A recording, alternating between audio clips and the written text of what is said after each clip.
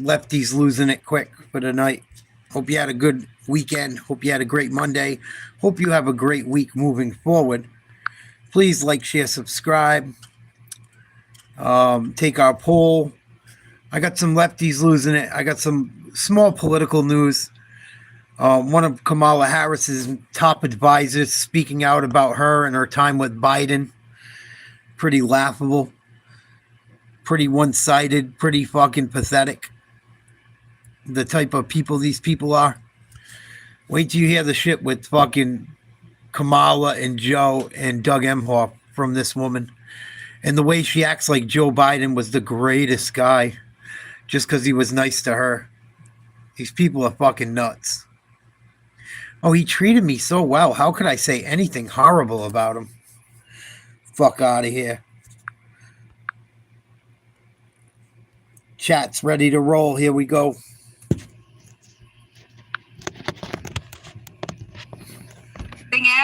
And yes, we're going to check in with our favourite little Swedish doom goblin, Greta Thunberg, who seems to have forgotten about climate change scaremongering. She's now all about Gaza. She's in Copenhagen in a hijab. Currently outside Maersk, one of the biggest shipping companies in the world. And only the last year, has shipped thousands of tons of military equipment to Israel to arm them during their genocide in Gaza. And we are here to demand that Maersk must stop all the transportation of weapons and weapon components to Israel. They must terminate all contract and investment that support the genocide and occupation of Palestine. And Denmark must implement a full military embargo. Greta Thunberg's starting to look like the girl from The Exorcist. Straight up.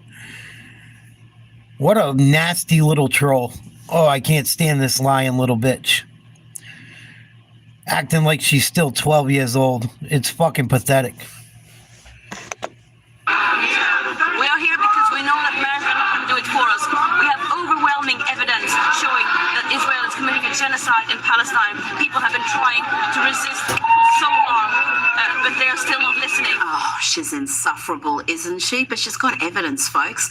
Greta was among 20 lefties losing it, arrested by Danish police. Has that girl ever done anything other than make a massive nuisance of herself? And never forget, that extremist activist was feted by not just the world's media, but by world leaders who allowed her to lecture them, and some of them listened to her.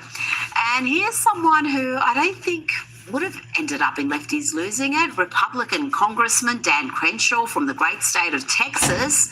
But here he is saying he'll kill, or unalive as the kids say, Tucker Carlson. Have you ever met Tucker?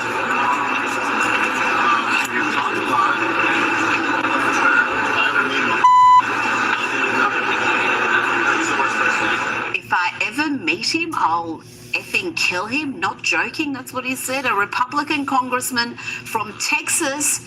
How has he ended up on lefties losing it? Well, maybe I should let Tucker explain. The single most left-wing member of Congress I've ever met personally is a Republican from this area who has no interest in the United States whatsoever and does not even pretend. I'm not going to name names. Yeah, it's Dan Crenshaw, the most liberal, most left-wing person I've ever met. Dan Crenshaw cannot be a congressman again. You just can't. It's just too insulting. You know, some of the redder states have elected rhinos, Republican in name only. Best fix that before we have another Mitt Romney on our hands. No doubt. Now to The View, the dangerously deranged ladies of The View who cannot stomach even a few seconds of sense being spoken on their show. Here, Sarah Haynes talks about the heartbreaking story of the Bieber's family being slaughtered by Hamas, mother and 2 children. But no, Whoopi had to jump in with some both sides arguments. And really, this is quite appalling.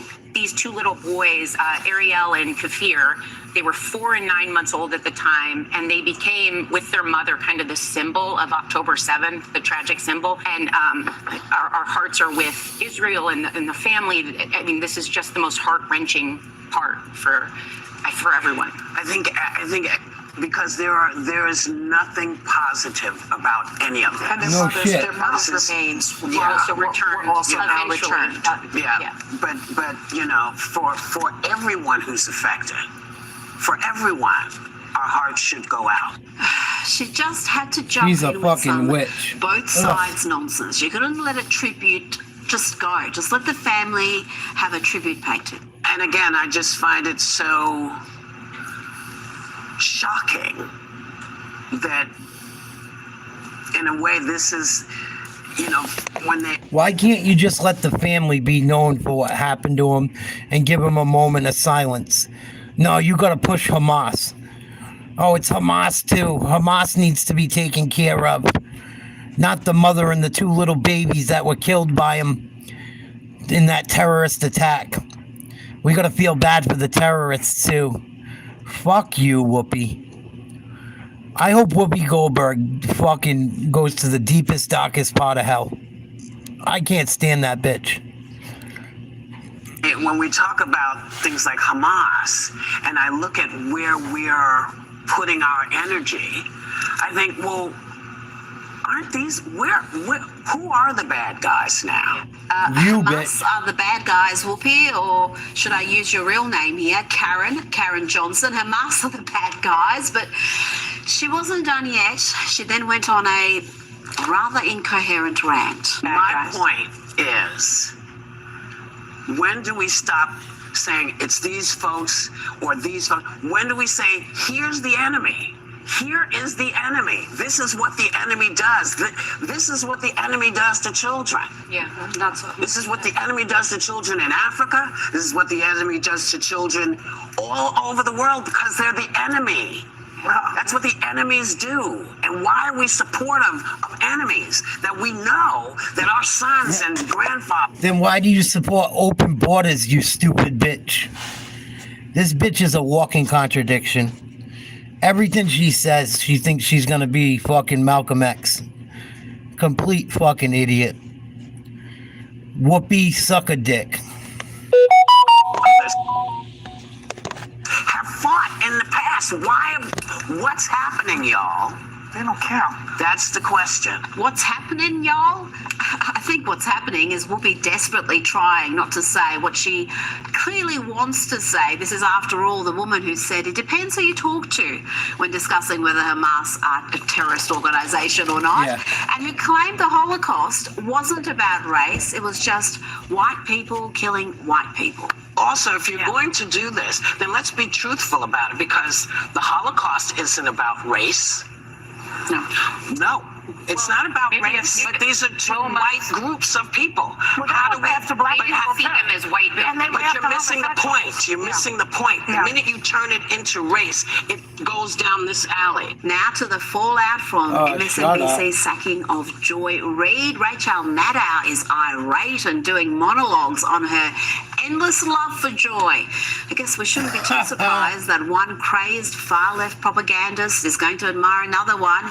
Here is the Russian collusion hoaxer Rachel emoting. They probably eat each other's box, her and Joy. I wouldn't doubt her and Joy Reid were fucking pegging each other. There is no colleague for whom I have had more affection and more respect than Joy. No more. There's no one I have more respect or affection for than Joy Reid. Especially when she pegged me and let me pull on her fake weave, her fake hairdo.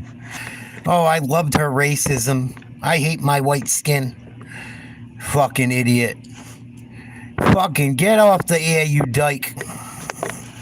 I love everything about her. I have learned so much from her. I have so much more to learn from her. I bet not you want to do. lose her as a colleague here at MSNBC. And personally, I think it is a bad mistake to let her walk out the door. I will tell you, it is also unnerving to see that on a network where we've got two non-white hosts in primetime, both of our non-white hosts in primetime are losing their shows, as is Katie. Yeah, because they're racist and they suck. And you might be next, you stupid dyke. I don't care. You are a stupid dyke, Rachel. And if you really cared about your fucking coworker and you were that tight, you would have fought for her to keep her job. Or you would have teamed up with her and started your own shit. But you're not that fucking... You like to act like you're down for the cause, not really down for it. Fang on the weekend. And that feels worse than bad, no matter who replaces them. That feels indefensible, and I do not defend it. Oh, okay. Defensible. No one cares. Are you saying MSNBC is racist, Rachel? Is that what you're implying there? And if so, Right. why would such a self-righteous soul... Why would you work for a racist company if you think they're racist because they fired Joy Reid, Rachel, when you're a social justice warrior yourself, allegedly? You don't give two fucks about Joy Reid. If you did, you wouldn't work for that company that let her go. You're full of shit. You guys just use agendas to make paychecks. Give it a fucking break. such as yourself, want to work for a sinister, bigoted organisation. Yeah. Now to the wonderful Megyn Kelly, who had a very different take on Joy's sacking, a more reality-based take. Single tear, white woman tears happening right here, Joy. She was officially fired over the weekend because she's a racist, horrible news anchor with no ratings. And that's really been the truth for a long time. MSNBC's under new management, and I guess they decided to come to grips with reality. Oh, and didn't that dose of truth set off deranged dimwit Don Lemon, who had this to say to Megyn Kelly? Not the first time here that Don has had an issue with women. Remember, he had to apologise for sexist comments before he was sacked from CNN. Well, he's really, really angry again. So let me just say to Megyn Kelly, in my 30-some years as a journalist and my 50-some years as a person of color, go yourself. Okay? What? We already know you feel that way without saying it. Suck a dick up till you hiccup, Don Lemon. Another talentless fuckface that isn't on a fucking big channel anymore. You go woke, you go broke, Donnie boy. And the two Joys. I can't wait for Whoopi to go next. But I don't think they'll fire Whoopi because she'll try to sue the fucking nuts off them for everything. And God only knows the secrets Whoopi Goldberg has. We know Whoopi's done some fucked up shit to make it. I guarantee it. Guarantee it. All the awful shit that broad says and keeps her job, God only knows who she sold her soul to. Is it pretending to drink from an obviously empty coffee mug? I think I might just start doing that myself. Just why? Do we need props now? It's weird. To CNN now, and Jake Tapper has written a book. What up, Patrick? On the cover-up about Joe Biden's cognitive decline. Jake Tapper has written this book. Are you kidding me? This is the Jake Tapper who is completely complicit in this cover-up. Of course he is. Just have a look. I think what we see on stage with Joe Biden, Jake, is very clearly a cognitive decline. Okay. That's what I'm referring to. It makes me uncomfortable You are to watch somebody on stage search for it's so amazing. questions It's so amazing to me and try and figure out an answer. A cognitive But decline. when you're trying to tell me that what I was suggesting was I think that you stuttering, were mocking his stutter. Joe Biden. Yeah, I think you were mocking his stutter, and I think you have absolutely no standing to diagnose somebody's cognitive decline. I would think that somebody in the Trump family would be more sensitive to people who do not have medical licenses, diagnosing politicians from afar. Talk about weapon-grade chutzpah. Now, here is some virulent racism from South Africa, where white people continue to be dehumanized. This next character is known as Nota. He's a music executive, and here he talks on a podcast about the science of why white people are inferior species and savages that are going to die out. We don't understand white people. White people are inferior species to us. We are Homo sapiens. Wow. They've got Neanderthal blood in them. This is the science, and this is not science that was done by black people, it was done by them. And White people are Neanderthals. White people are inferior. This is the shit they're allowing on your news channel, on your YouTube, but they call Trump racist. Yeah, okay, buddy. It's laughable, but it's scary. understand? They studied this. and they realize that they're inferior to blacks. So when you look at the white population shrinking and shrinking and shrinking, for us it makes no sense to descend into the savagery that they have. Whatever land that they're holding on to, either way, their numbers are dwindling.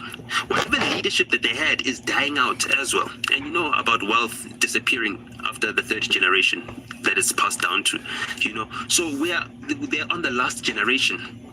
We're dealing with the weakest whites that the world has ever seen. We've got different categories of evolution of apes. You know what I mean? If we're all apes, we're at the echelon of that. Whites are a step below because they've also got Neanderthal DNA. He is quite the scientist, this bloke, Wow. isn't he? Just a Wow, I bet he cries racism with everything in his fucking soul, though. That was the Hustler's Corner essay on YouTube. I hope you guys don't go support that channel. Fucking scumbags. superior intellect, and he wasn't done yet. Here he explains that white folk are like infants. They will never get it. They're not the same level of human beings we are. So we need to start treating them like infants. When you see an Elon Musk, you see the richest man in the world. No, you should look at him and say, this is the richest baby in the world. We're better than white people at everything that we do, that they do. Better than them at every single thing. Every single thing. The best person in every single thing that both black people and white do is black. Everything. Every single thing. Yep. Moving along. Let's end it looks like losing it with a sketch from Nick Peterson on the TDS phenomenon, Trump derangement syndrome. Is there a cure for those afflicted with this condition? How has the election made you feel on a scale from 1 to 10, with 10 being Nazi? My name is Dr. Nick Peterson, and I specialize in those suffering from TDS, Trump derangement syndrome. Hello, I'm Dr. Peterson. How are you? Well, Donald Trump is a felon. Nope. I asked how you were doing. The majority of Americans can mentally handle election results on both sides of the aisle. However, there's this small, albeit growing, group of, I don't want to say Americans, but people that are just disconnected. You know what I'm saying, Joe? Fascist. And honestly, it makes diagnosing these people a whole lot easier. I just check their social media. Gone are the days when you just search your symptoms on WebMD at home by yourself. Now they record their symptoms and post them for the world to see. The haircut is also a dead giveaway. So, what brings you in today? Oh, I don't know. Maybe it's the orange democracy-destroying Putin-loving dictator. All right, so mental illness. Let's discuss the media trying to rewrite history and the likes of Jake Tapper now writing a book on the cover-up of Biden's health, his cognitive decline. It's a cover-up that, of course, Jake Tapper was complicit in. And let's not forget this. Tapper trying to rewrite history on his part in pushing the Russian collusion hoax. You guys talked about the Russia hoax nonstop. The FBI was investigating it. The FBI was investigating it, so we covered them. And so you took the words of unnamed FBI agents and put them on your network as if they were the gospel truth. You did it again and again. A viewer of your network would have believed that Donald Trump and Vladimir Putin conspired in 2016. No, that was totally and preposterously false. No, well, that's what you just said is false. President Trump has gone to, quote, extraordinary lengths to keep specifics about his meetings with Russian President Vladimir Putin secret, even keeping them from top members of his own administration. Take a listen to how President Trump responded Saturday night when asked directly if he has ever worked for Russia. I think it's the most insulting thing I've ever been asked. I think it's the most insulting article I've ever had written. The president did not directly answer the question. It's a stunning turn of events. Do you think the president of the United States ever worked on behalf of the Russians against American interests? Incredible. Joining me now is filmmaker and journalist. So yeah, big YouTube channel, a growing YouTube channel, saying whites are inferior, especially in South Africa. Fucking nuts. Unbelievable. The left is not going to give up. Thank God Trump and the younger people on the right are starting to stand up. Thank God. Please like, share, subscribe. What's up, Dixie? I don't agree with too much of what anyone on the left had to say there. Disgusting fucking people. Greta Thunberg. I wonder how much money they give Greta Thunberg to lie and just push bullshit. She's got to be in her 30s by now. They still act like she's this little girl. Where do you see this one? I don't fucking get it. Very strange. I think it's the most insulting. Very fucking strange to me. In my opinion. We're going to watch a video now that I've been holding on to for about a week or so. A couple days.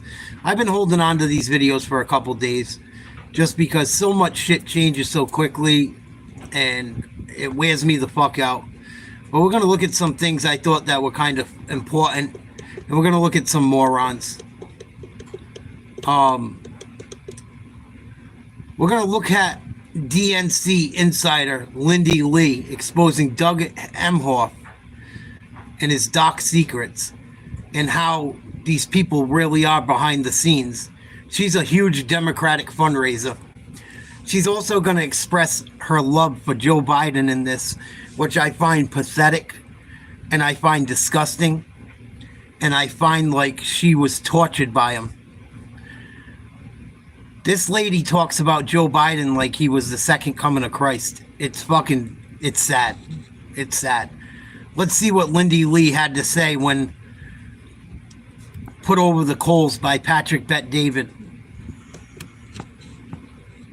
How much time did you spend with Kamala, with Doug Emhoff, with Biden? How much time did you spend with them? A lot. It's very hard. How different are they when the cameras are off versus when the cameras are on? Joe is who you... I was, again, speaking with somebody recently. I don't think he remembers his misdeeds from years ago. I don't think Joe remembers his misdeeds from years ago, she says. So that makes it okay? Wait till you hear how this bitch is a fucking moron. How she raised money for the Democrats is besides me. This woman is a fucking moron. She's got mental issues as well. She's got very biased, narcissistic vibes as well. Wait till you see this woman, how she talks. She talks like a psychiatric patient, someone that's been abused. Like, I get MK Ultra vibes from this Asian woman. I really do. She's like, wait till you hear her. Wait, I can't fucking stand her. Wait till you hear the shit she says about Biden like he's some kind of great guy. And then defends him. And then doesn't acknowledge how she knew. She won't acknowledge that he wasn't able to be president and his mental decline. But she, in the same breath, will tell you that she don't think Joe Biden remembers all the bad shit he did. She's a fucking... This bitch is something else. This Lindy Li, boy. She's a special kind of fucking retard. I can't believe Patrick David actually was nice to her. I would have raked her over the fucking coals. They took it easy on her. They shouldn't have. How much time did you spend with Kamala, with Doug Emhoff, with Biden? How much time did you spend with them? A lot. How different are they when the cameras are off versus when the cameras are on? Joe is who you... I was, again, speaking with somebody recently. I don't think he remembers his misdeeds from years ago. Joe. I don't think he remembers. I think he's significantly mellowed in recent years. Doug Emhoff is the one that's most different in terms of public and private persona. Joe is just Joe. And I have a lot of criticism to level against Joe Biden. His decision to stay in that race was catastrophic for the nation. His decision to run in 2020 and his dissent right now, it's just such a disservice to our country. But You were a fundraiser for him. You raised funds for him, you stupid bitch. This bitch is nothing more than a Chinese agent, straight up. Chinese agent, secret agent, bitch. Fucking dude, I've done so much research on China. China's gonna destroy the United States if we don't wake the fuck up. I'm telling you, I could do fucking throughout the election you guys watched. I'm gonna do a video exposing China. I could do one for fucking a week straight. Non-stop content.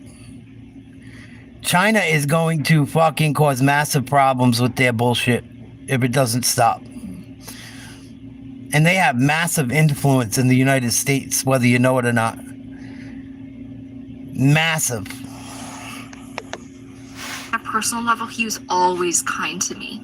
Always kind. And a part of me, and I'm going to catch so much flack, but I'm here to be honest.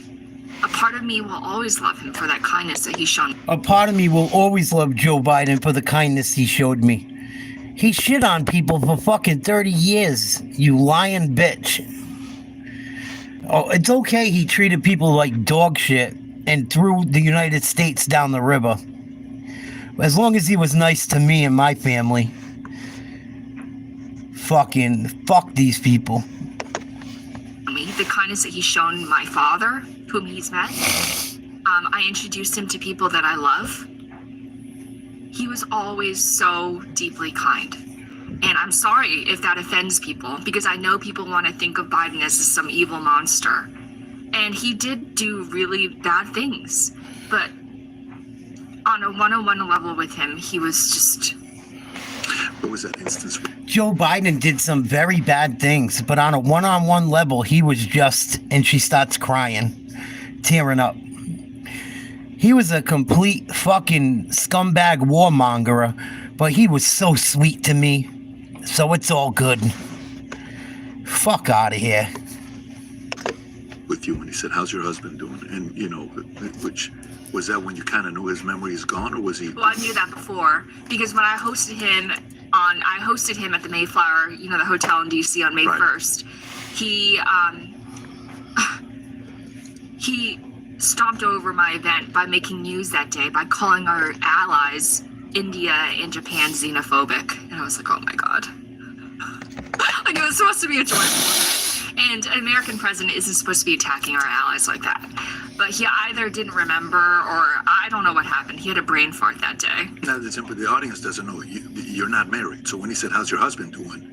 Well, most of the people at that event know me. They know that I don't have a, you know. But everyone He's saying that it's just kind of laughed. Everyone just laughed. Exactly. Got it. So he wasn't trying to be funny. He was actually asking. No. That was earnest. That was earnest. So he was asking a question. Yeah, absolutely. So how was Doug Emhoff like? Was he charming, I have charismatic? something to say about Doug. Sure. Those allegations against him of hitting his girlfriend, the mainstream media covered it up the same way they covered up Hunter Biden's laptop. It sickens me. If it were Trump, if someone accused Trump, and it wasn't just accused, it was credibly accused with multiple eyewitnesses, multiple contemporaneous people that the woman reached out to. If that had happened to Trump, they would have raised hell. They would have asked him day in and day out what happened. Can you think of one mainstream media journalist who asked Doug? Absolutely not. Total crickets. Nobody asked him about hitting the girlfriend so hard she spun around. Then why do you defend him and Kamala and Joe? Oh, they're all so sweet. Now I'm going to speak out.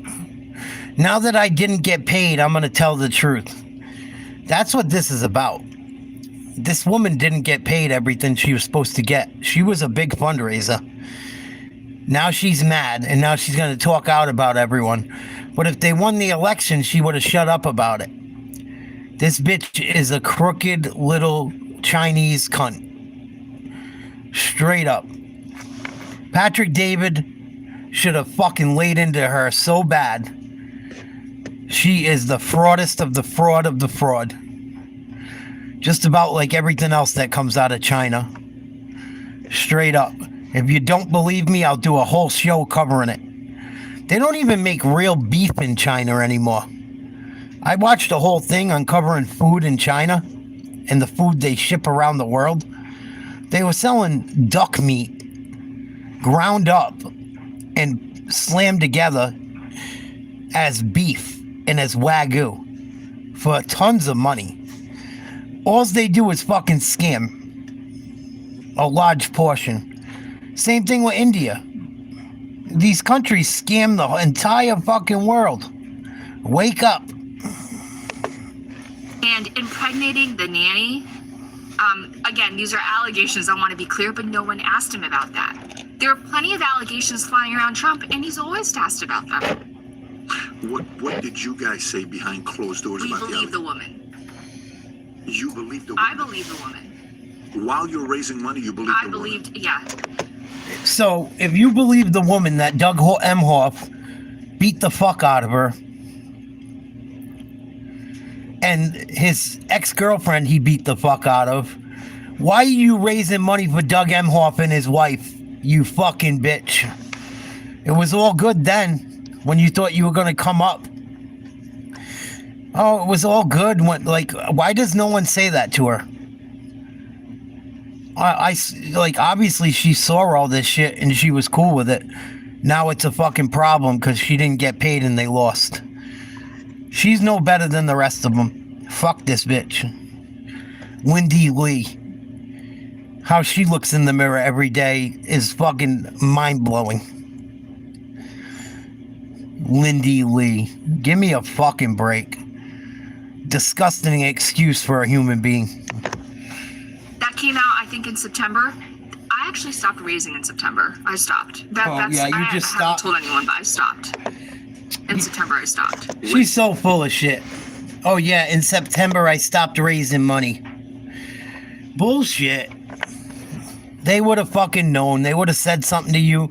You wouldn't have been such a fucking story if you stopped raising money in September. This bitch is full of shit. She was at everything right up through the end. She's a liar. The story came out. That's the last time you started. That wasn't the catalyst, but as many things that I mentioned, again, it's not like one specific thing, but my disillusionment with the woke shit and everything, and me realizing that Harris just wasn't up to the. For a few weeks, I was like, maybe she could do it, but she avoided the media for an entire month. Essentially, I don't know if you remember, like over the summer. Oh, for sure. Yeah, she didn't want to talk to anybody. It was like 43, 45 days. I don't know what the number was. Right after the announcement, for 45 days, she didn't talk to me. Oh, this lady's a bullshit artist from hell. She was down with everything as long as they won the election and she got paid. She was a huge fundraiser for him. Look it up. Look up Lindy Li. She raised tons of money for the Democratic Party. For Joe, for Kamala, for all of them. Now she wants to come out and expose it. Fuck you. The only reason you're coming out is try to fucking restart your career or keep it going. She was trying to use Kamala and the Democrats and Joe to get a place of her own, and they didn't pay her because Kamala wasted all that money, and now she's gonna come out and talk about everything. But she was there throughout the whole fucking thing and didn't have a problem with it. Up until they lost. Once they lost, oh, now it's a problem. Fuck you, Lindy Li. Go fuck yourself. Patrick David should fucking... I can't believe they're not schooling her. I can't fucking believe they didn't tell her off. Shame on them. Yeah, at all. And your wonderful producer, Tony, he was just mentioning she wouldn't come on your podcast. Yeah, no. If you are going to be the leader of the free world, you should come on PBD podcast and explain why you deserve the role. But so Doug, what happened to Doug was one reason, because he paraded himself as this like, really supportive husband who loves women, who's a feminist, and then behind closed doors, he's actually a predator. And, well, alleged predator. I want to be very clear. Alleged, everyone. Alleged. Alleged, as you smile. As you raised money for his wife that might have been getting beat up, you stupid bitch. Give me a fucking break. These people are fucking soulless. Soulless. Oh, I wish I was a woman. I'd go beat this bitch the fuck up. She needs a good knee to that nose. Flatten her out some more. This bitch is the fucking scum of the slum. Complete scum bucket. She's probably gonna make millions off of this shit. Oh, now I'm gonna come forward. Now I'm going to come forward with the truth after I almost ruined Trump's life, almost cost America an election. Now it's important. And I will not talk bad about Joe Biden, though, because he was so nice to my family. He was so sweet to me. Even though she admits to how horrible of a human being he was throughout his fucking years in politics. This bitch is fucking gonzo. It's an improvement in the court of law. I don't want to, he's a lawyer, so I don't want to be sued. It's the word allegedly. It's a good insurance policy. Exactly. Now, you can have a shirt called allegedly Hey, just to Dougie, make sure people are safe. I said alleged. How was he with you behind closed doors? He was nice. He was nice. Nice, respectful. Oh, she needs a beat down. No, he didn't. I do have one picture that looks kind of weird. Of you and him? Yeah. Am I allowed to? Let me Sure. pull it up right now, and then Oh yeah, pull it up. But I think he was just being nice.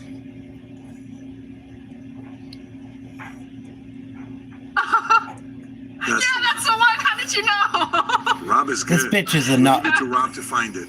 No. Okay, that was an ill-fitting dress, so it wasn't entirely his fault. But So Rob, if you look at his hands, to be fair, he's worried to put his hands Exactly, behind. So he's playing it. he's playing his He's thing. been trained well. By the way, that is the dinner. I told you there was a dinner where my guests and I are like, what the hell are we doing here? That was the dinner. What month is that? Is That was September? in 2023. That's in And 2023. That was in Arizona. And so Ruben got... This bitch is an agent. For real.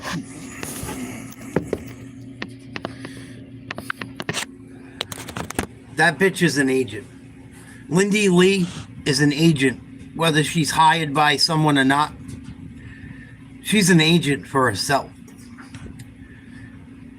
If she's not an agent for China or someone else that hates the U.S. or the Democratic Party, she'll be an agent and get information talking to these fucking podcasters and people on the right if they're not careful.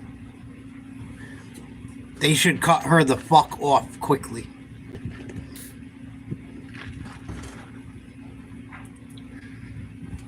She's gonna be an agent, you watch. Even if it's for her own profit. Even if it's for her own profit, that bitch is an agent. I'm telling you. She's a blackmailist. She's one of those. Why do you think she's coming out with all this shit now? She wanted money out of them. She said that they didn't pay her. She was a big fundraiser. Now she's turning on her own Democratic Party. It looks like that. But who's to say she's not playing games to get information for that side? Who's to say she's not playing games just to fucking play games for China? Or play games for her own financial gain?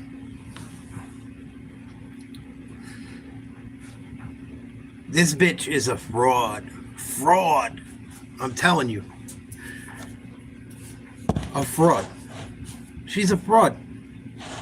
And this bitch is willing to do anything it takes to get ahead.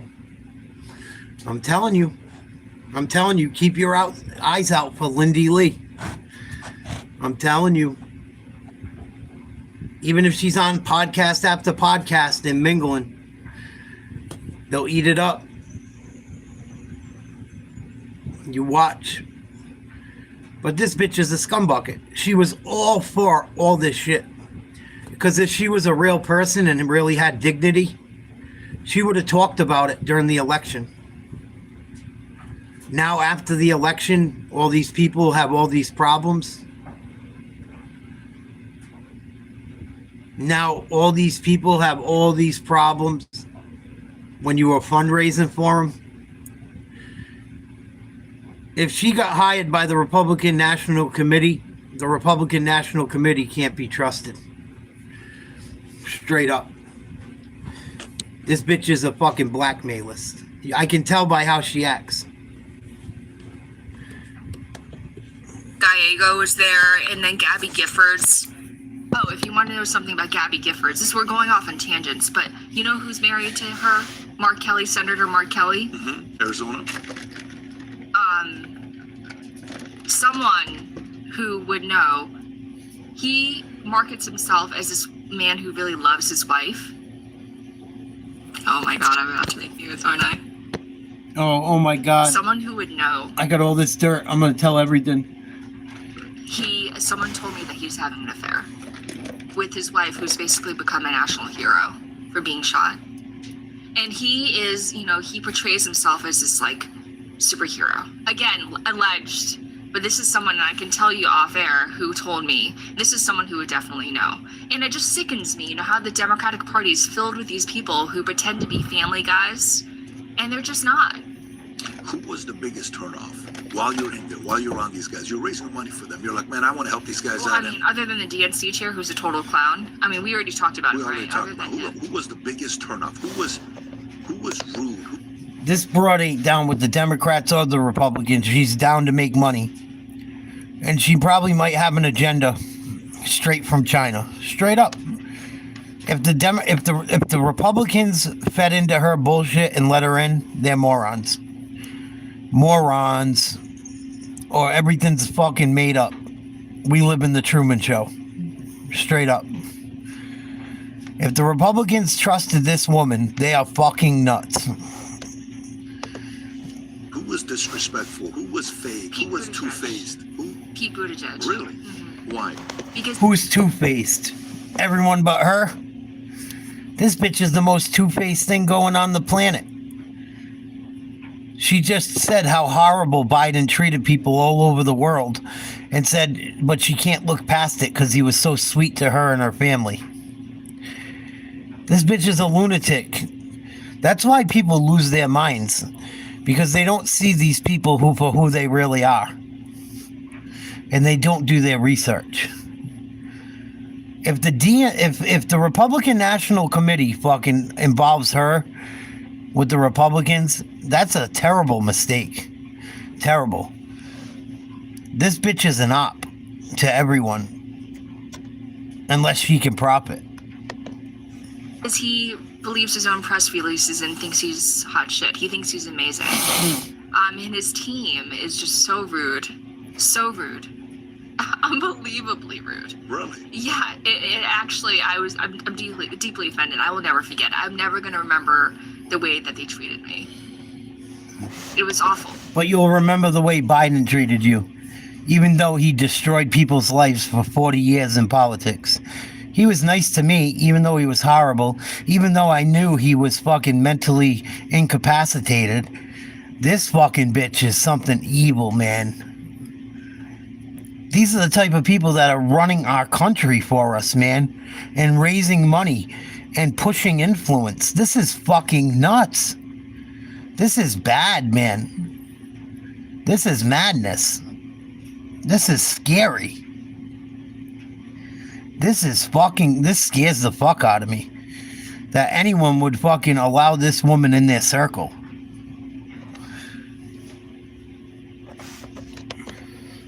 Absolutely awful. And when I was given front row seats at the DNC. There were people who actually tried to remove me, and I was like Rosa Parking that shit. I was like, I'm not leaving. I earned this. I earned my right to sit here. And they literally tried to remove me from my seats. They should have. You can see photos of me in the front row. I just refused to budge. And why were they trying to remove you? Just to remove you and put it with another donor? Exactly. Because you're a snake. How much time did you spend with him? With Pete? With Pete. I spent the least amount of time with him, and after my brief interactions with him, I didn't want to. Well, how much time did you spend with Kamala? A lot. How was she with you? I co-hosted many of her fundraisers. She was, to be honest, she was a sweetheart. She was a sweetheart. Yeah. And did you? One time, actually, somebody accidentally broke my rib. I know it's a crazy story. I have like early onset osteoporosis. I told you I had some health issues. Someone broke my rib when he hugged me, and the next day, Kamala invited me to her Christmas. Well, I went to her Christmas party, and she hugged me and my broken rib. And I didn't want to tell her the backstory, but oh my God, like that really hurts. But she hugged me out of love, and that was a funny story. It's something I'm gonna remember. Like when the vice president hugs your broken rib. She was a sweetheart, yeah. But that doesn't erase the fact that she was no way qualified to be president of the United States. Like a lot of people are sweethearts, right? Why do you think she wasn't qualified? Is it me? Am I the only one that thinks this broad's fucking cuckoo? This woman's a fucking lunatic. You guys realize that, right?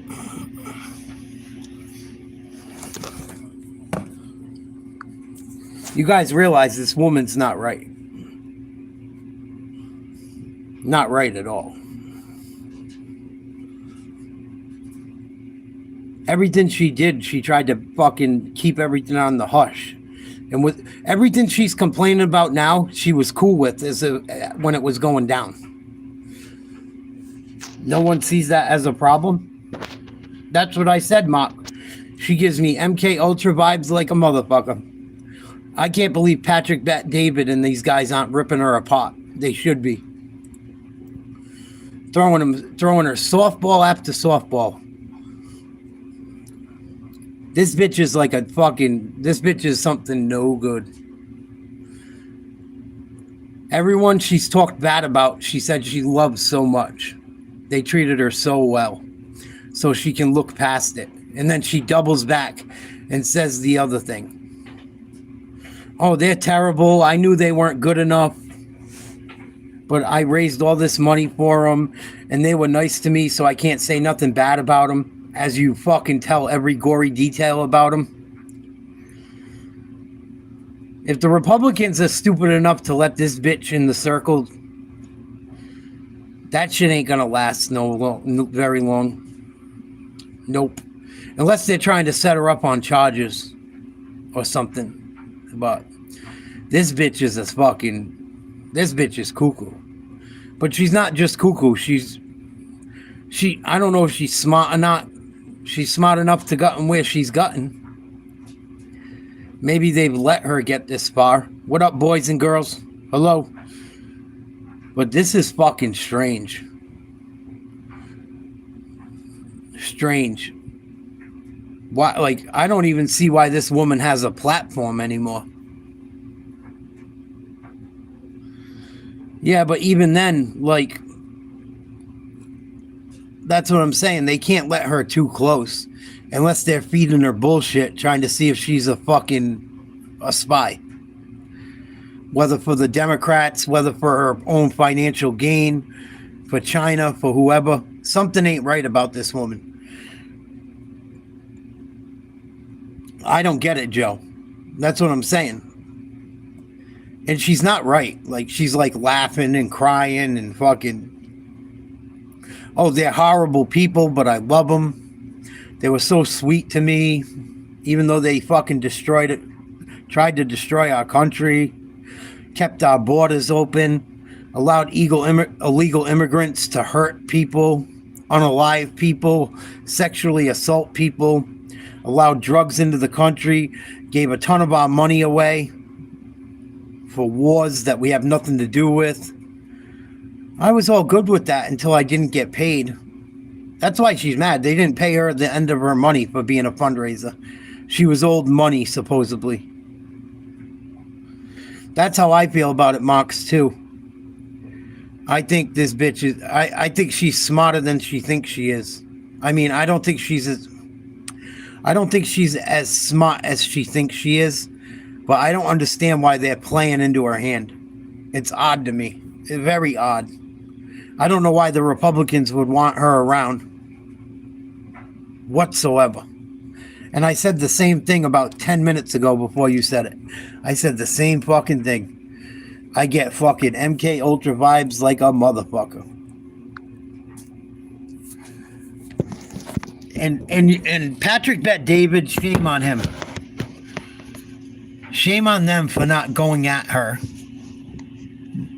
Ask her some tough, like, push back on her a little bit. See how she reacts. There's no pushback on her whatsoever. Do we, you don't think I have my opinion, but I want to know yours. Because, again, the difference between me and you is you were in there. You saw the thing. I didn't know right away. It took me a while to realize. When was it when you said? Because I was so deep in the cult that I gave everyone the benefit of the doubt. Like, I really wanted to believe that Joe is a good guy and he wanted the best for our country. I really wanted to believe that Kamala wasn't being treated fairly in the press. But when she was, for the first couple of weeks, I was like, okay, maybe she's got it. Maybe we should give her a chance. And you read some of my tweets where I was extremely enthusiastic. You have to remember that I was a member of the leadership team. I was a member of the National Finance Committee. It was my job to say those things, to be a team player. Okay, I want to, make sure that people understand. I wasn't just spewing propaganda just because I had nothing better to do. They gave us talking points on a daily. No, you were spewing propaganda because it was your job. Oh, it was okay because it was my job. I admit I was part of the cult. Fuck you. She says she was part of the cult right here. I'm gonna rewind it. Fuck this bitch. She should be thrown in fucking jail. Oh, I'm so sorry I preached propaganda. It was part of my job. Oh, that makes it okay to lie about people and ruin people's life and influence an election illegally? I told you guys, this fucking woman is the scum of the slum. Never fall for this bitch's shit.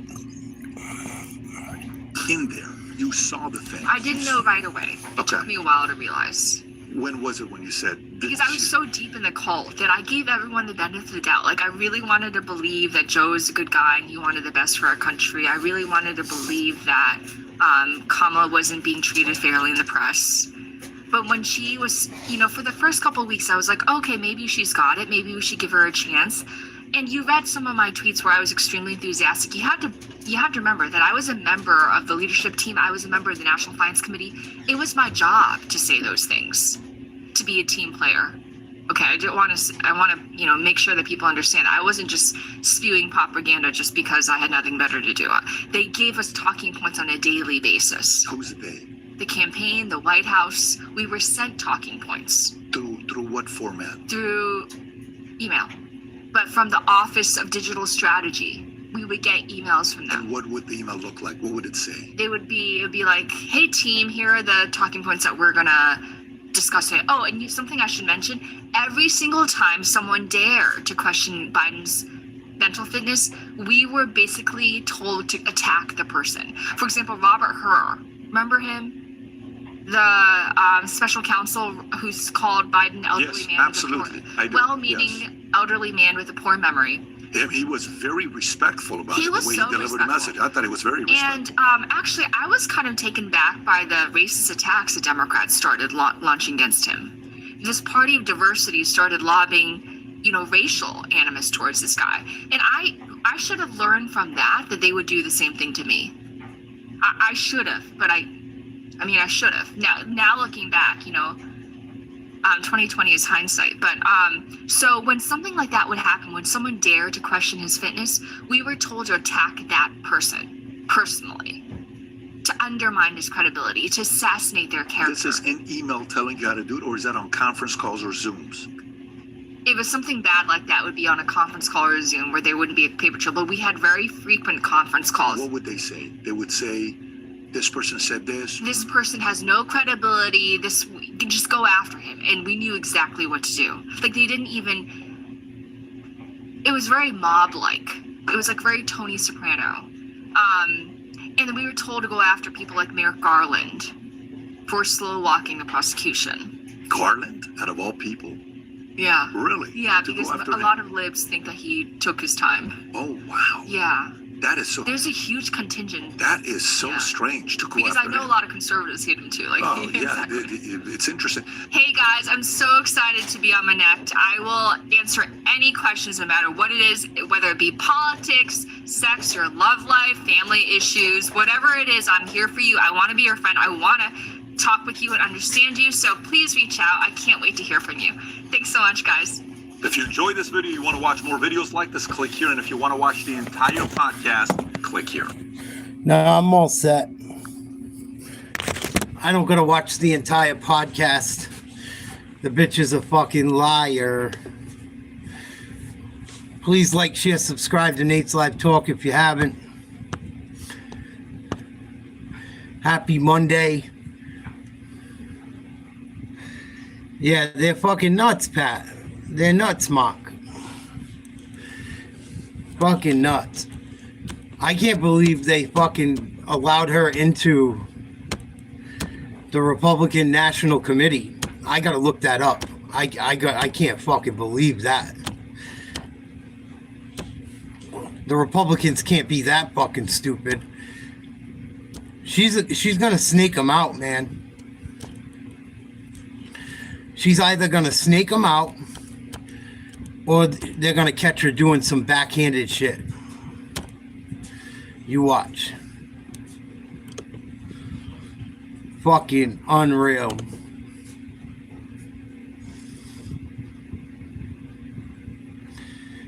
Crazy. It makes me feel like all this shit is just bullshit. Quite frankly. I gotta look her up. I hope they're just using her.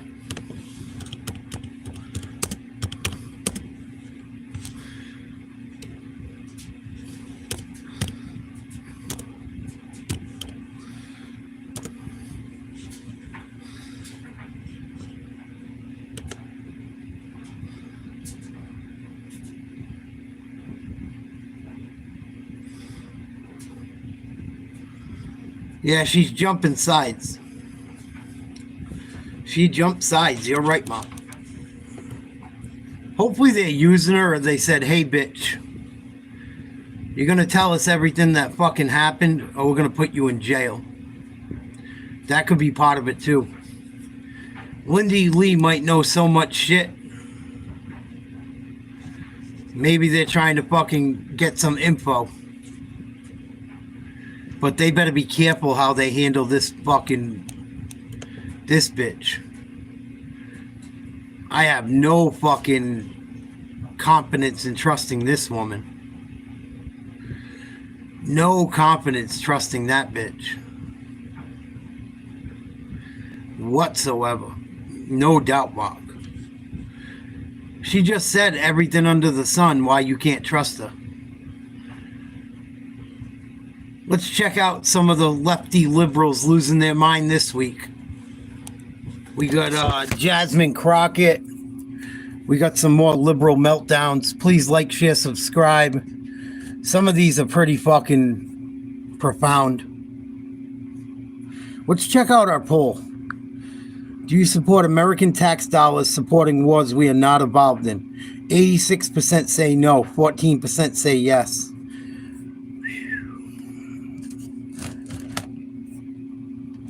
People are starting to get brighter. Hallelujah.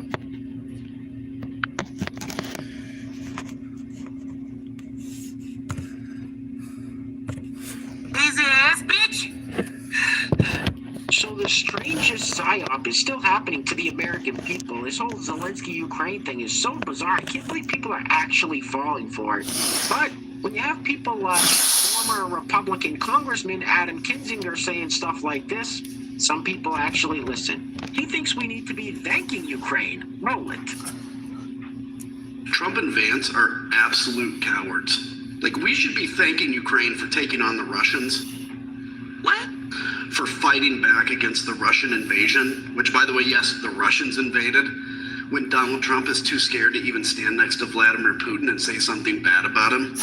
He's scared of Vladimir Putin, and he's president of the United States, and he dares to lecture Zelensky and Vance, who's made it very clear that he doesn't give a rat's ass what happens in Ukraine, is going to stand there and try to provoke a confrontation. Remember, Donald Trump called this invasion brilliant. He said what Putin was doing was brilliant 3 years ago.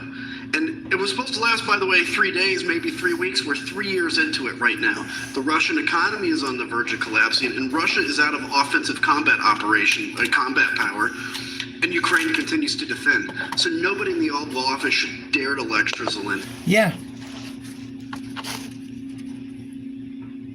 Ukraine continues to defend on American dollars.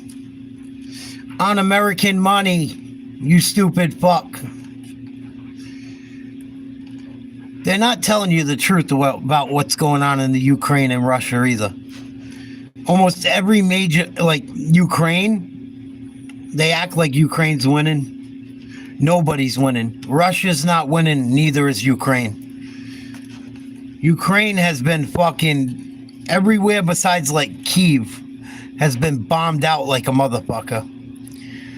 These people love war as long as it's like their side is right.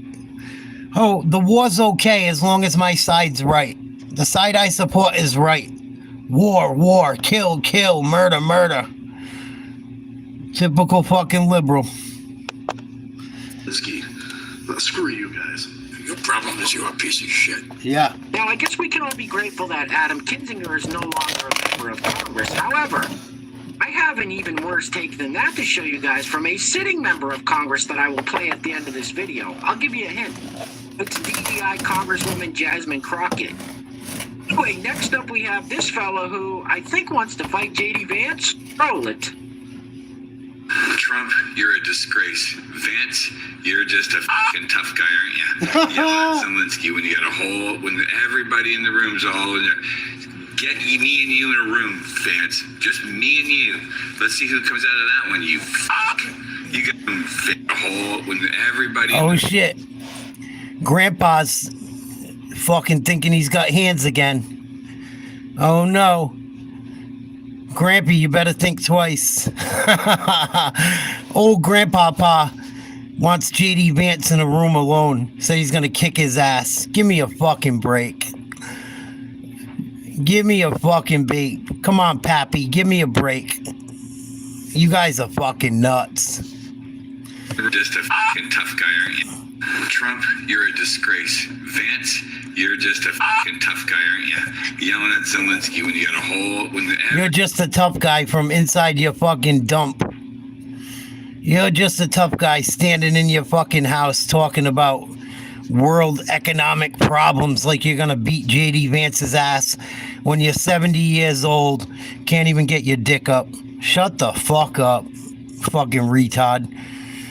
Go get your rest of your teeth pulled, get some fake teeth like me, you stupid prick. Oh yeah, I'm gonna kick JD Vance's ass. Yeah, me and Greta Thunberg. Don't talk about my girl, motherfucker. Nah. Fucking hobbit looking fuck. Let's roll it. Trump, you're a disgrace. Vance, you're just a fucking tough guy, aren't you? Yelling at Zelensky when you got a whole, when everybody in the room's all in there. Get me and you in a room, Vance. Just me and you. Let's see who. Get me in a room, Vance. Get me in a room. Fuck you, you fucking baby booming idiot. I would love to see JD Vance fucking body slam you and fucking pile drive your little fucking head into the floor. Fucking retard. Yeah, me and you, JD Vance. Me and you, fucking bully. You're bullying a fucking president from another country, you bully. Get fucked, you old cocksucker. Get me and you in a room, Vance. Just me and you. Let's see who comes out of that one, you fuck. You guys are just a mockery of your positions. It's a bullying. You're fucking bullies. Yeah, bully. Fuck you, Trump. Fuck you, Vance. You bunch of fucking bullies. You think you're tough? You think you're tough, huh? You're not that guy, pal. Trust me. You're not that guy. All right, let's do one more Ukraine Zelensky clip because these people have completely lost the plot. This fella says it was the most shameful moment in American history in his lifetime. What are you even talking about? No shit. Roll it. It made me want to throw up. The most shameful moment in American history of my lifetime. Oh, you're a moron. And a sign that America is strong again. Autocrat. In this obsession with J.D. Vance and Donald Trump with gratitude, it betrays an absolute confusion, although maybe it's not confusion, over what is the state. The state to them is Donald Trump.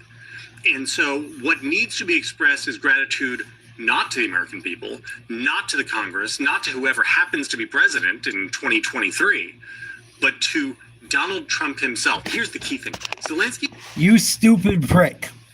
If you stop sucking dick long enough, you would realize when Trump says that, he means everyone. When Trump says you should be more grateful, He means to the United States, not to just him. You fucking moron. These people are fucking nuts. When Trump says, oh, you need to be more grateful to me in the United States. Well, he's the president. You need to be more grateful to the taxpayers that Joe Biden robbed to fund your war that you're not even winning. These people are fucking lunatics. Oh. I'm so glad they're going to lose election year after year after year going forward. He having expressed gratitude to Congress when Trump was not president is worse than not counting. He views that as a betrayal. It is. And that we are led by this man who does all of this in our names is it is shameful, and it makes me feel deep, deep shame to be in America because we own this. What the hell are you talking about? Then leave, motherfucker. Leave. I love how all these people that didn't vote for Trump act like the country hasn't spoken. We are a constitutional republic. Trump won the popular vote. Trump won the Electoral College. Majority of the country feels this way, whether you like it or not. Give it a fucking break. You are in the fucking small margin.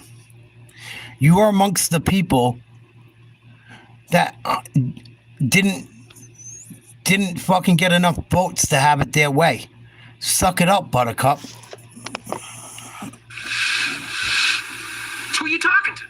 Now, I hadn't heard about this, but apparently Trump signed an executive order making English the official language of the United States. It is. Now, I think that's great, but just like the Gulf of America, the liberals aren't taking it so well. Roll it. It's been announced that he is signing an executive order today to make English the official language of the United States of America. Because it is. Good. Good. For 250 years, we have not had an official language because we are a melting pot. For 250 years. And everyone that's coming to this country, up until like the last 30 years, have all learned to speak English. You stupid bitch. The Italians learned how to speak English. The Portuguese learned how to speak English. Majority of the Spanish people learned how to speak English. Up until recently. All my Dominican and Puerto Rican and Spanish friends can speak both languages.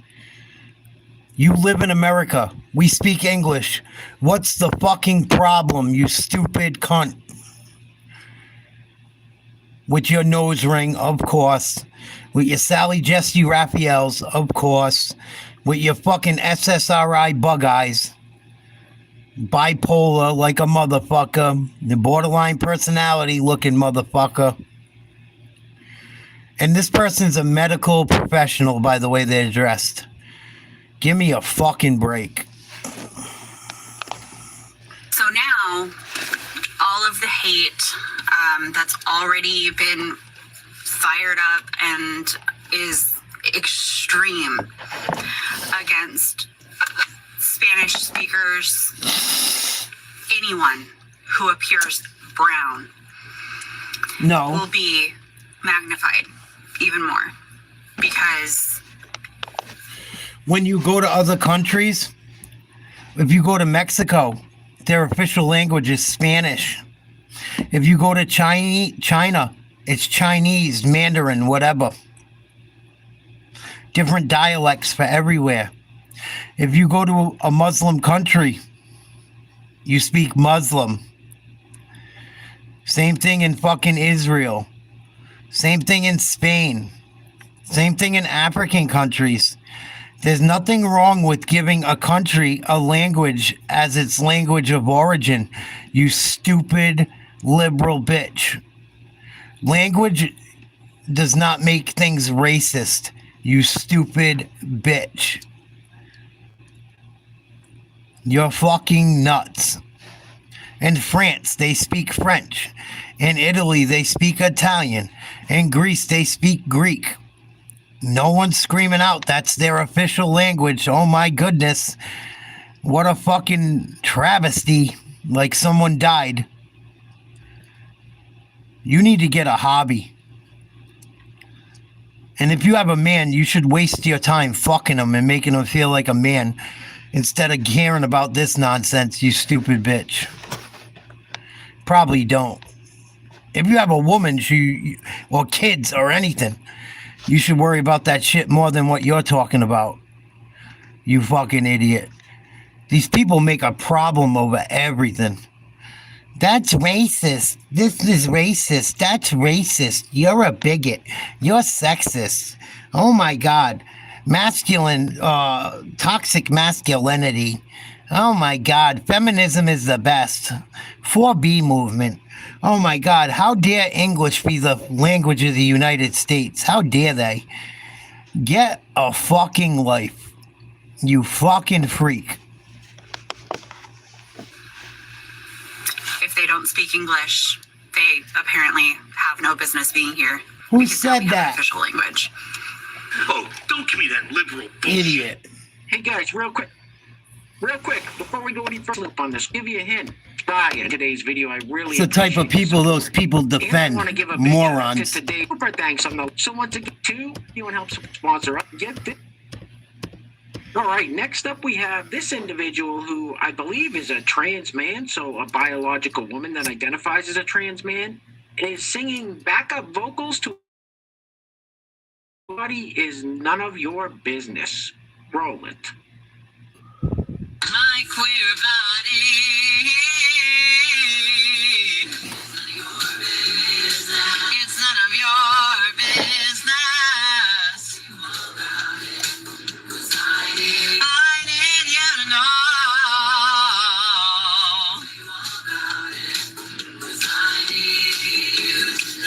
I need you to know. That's a female that became a male. Telling you that their queer body is none of your business. Fucking disgusting. Looking like one of the fucking tree people from fucking Star Wars. What were they called? Them furry little fucks. What were them furry little fucks? The Ewoks. Fucking woman becoming a man looking like an Ewok. My body is my body. I need you to know. You fucking South Park ass motherfucker. Your song? It's awful. I hate it. All right, next up we have this crazy clip from a red carpet interview where this actress, KJ Smith, never heard of her, says that because of the political climate here in the United States, black people should start thinking about moving back to Africa. Roll it. Go for that you it. wish was talked about more within our community. Understanding our roots, I think it's really important. I think we're not trapped here. With the political climate that's going on in the United States of America, we are not trapped here. There are places that we can go. There are countries that are receiving us back, citizenship back. And I think with open arms, and I think that it's time for the black community as a whole to start looking into those resources. Bye, bitch. Yeah, go back yourself. We're going to be wrapping it up with this. It's funny, right? Oh, go back to Africa. Go back to here. I'm leaving the U.S. Go, motherfucker. Go. The minute they leave, they don't get that U.S. money no more. That's the problem. They all hate America, but they love our money. They love the security. Fucking pathetic. She's telling everyone else to go move to Africa. Her ass ain't going. Crazy clip of DEI Congresswoman Jasmine Crockett calling President Donald Trump an enemy to the United States. I hope you all know there's no off-ramp here. This doesn't end well. Anyway, things are This bitch is an idiot. very, very crazy. Oh out my there, goodness. Guys, so please take care of yourselves. Take care of each other. Till next time. Love you guys. Peace. Roll it. So Unfortunately, we have someone that is occupying the White House, and as far as I'm concerned, he is an enemy to the United States. He swore an oath just like the rest of us. But right now, when you are literally putting us at risk, all because of what? Because you want to convince your followers that you... She don't even know what to say. She's just bashing Trump. Whatever she can say to bash Trump, watch. I'm going to rewind it. She's stumbling over words. That's her job. She's the new Trump basher. Try and get the somewhat attractive black woman to talk shit about the people that support Trump and him. That's what they're doing. They're trying to do it with young women like AOC and this one that aren't equipped to do the job. They're fucking walking hypocrites. They're not even... These people don't even have any life experience where they should be running a state or having a say for an entire state. It's fucking ludicrous. Watch her stumble over words, Jasmine Crockett. Calling the president of the country an enemy. Are you fucking crazy? Unfucking real, but Joe Biden was the savior. The guy that gave every tax dollar we had to Ukraine, starting wars. Let China come over to San Francisco and hung out with them. Give me a fucking break. Wake up, please wake up, America. All because of what? Because you want to convince your followers that you should be a dictator too, that you should never leave the White House because you don't believe that elections should take place. I don't really understand what is going on, and I don't know what it's going to take to get people to wake up. What did you say? What the f*** did you just say?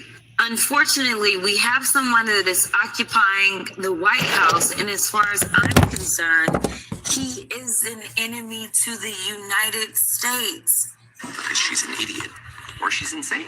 2, 10, 12, 15. Oops, stepping on them. It's black. Anyway. A lot of people ask me, what are neo-pronouns? Simply put... Yeah, this looks real fucking intelligent. This gotta go. We ain't listening to that bag bullshit. Not on my channel. I gotta skip the trannies of the day. All of them fucking lesbians. Why are there so many trannies that are guys that become girls that still like girls? Can someone explain that to me? All these trannies online. Oh yeah, I'm a guy that became a girl, but I still don't like girl.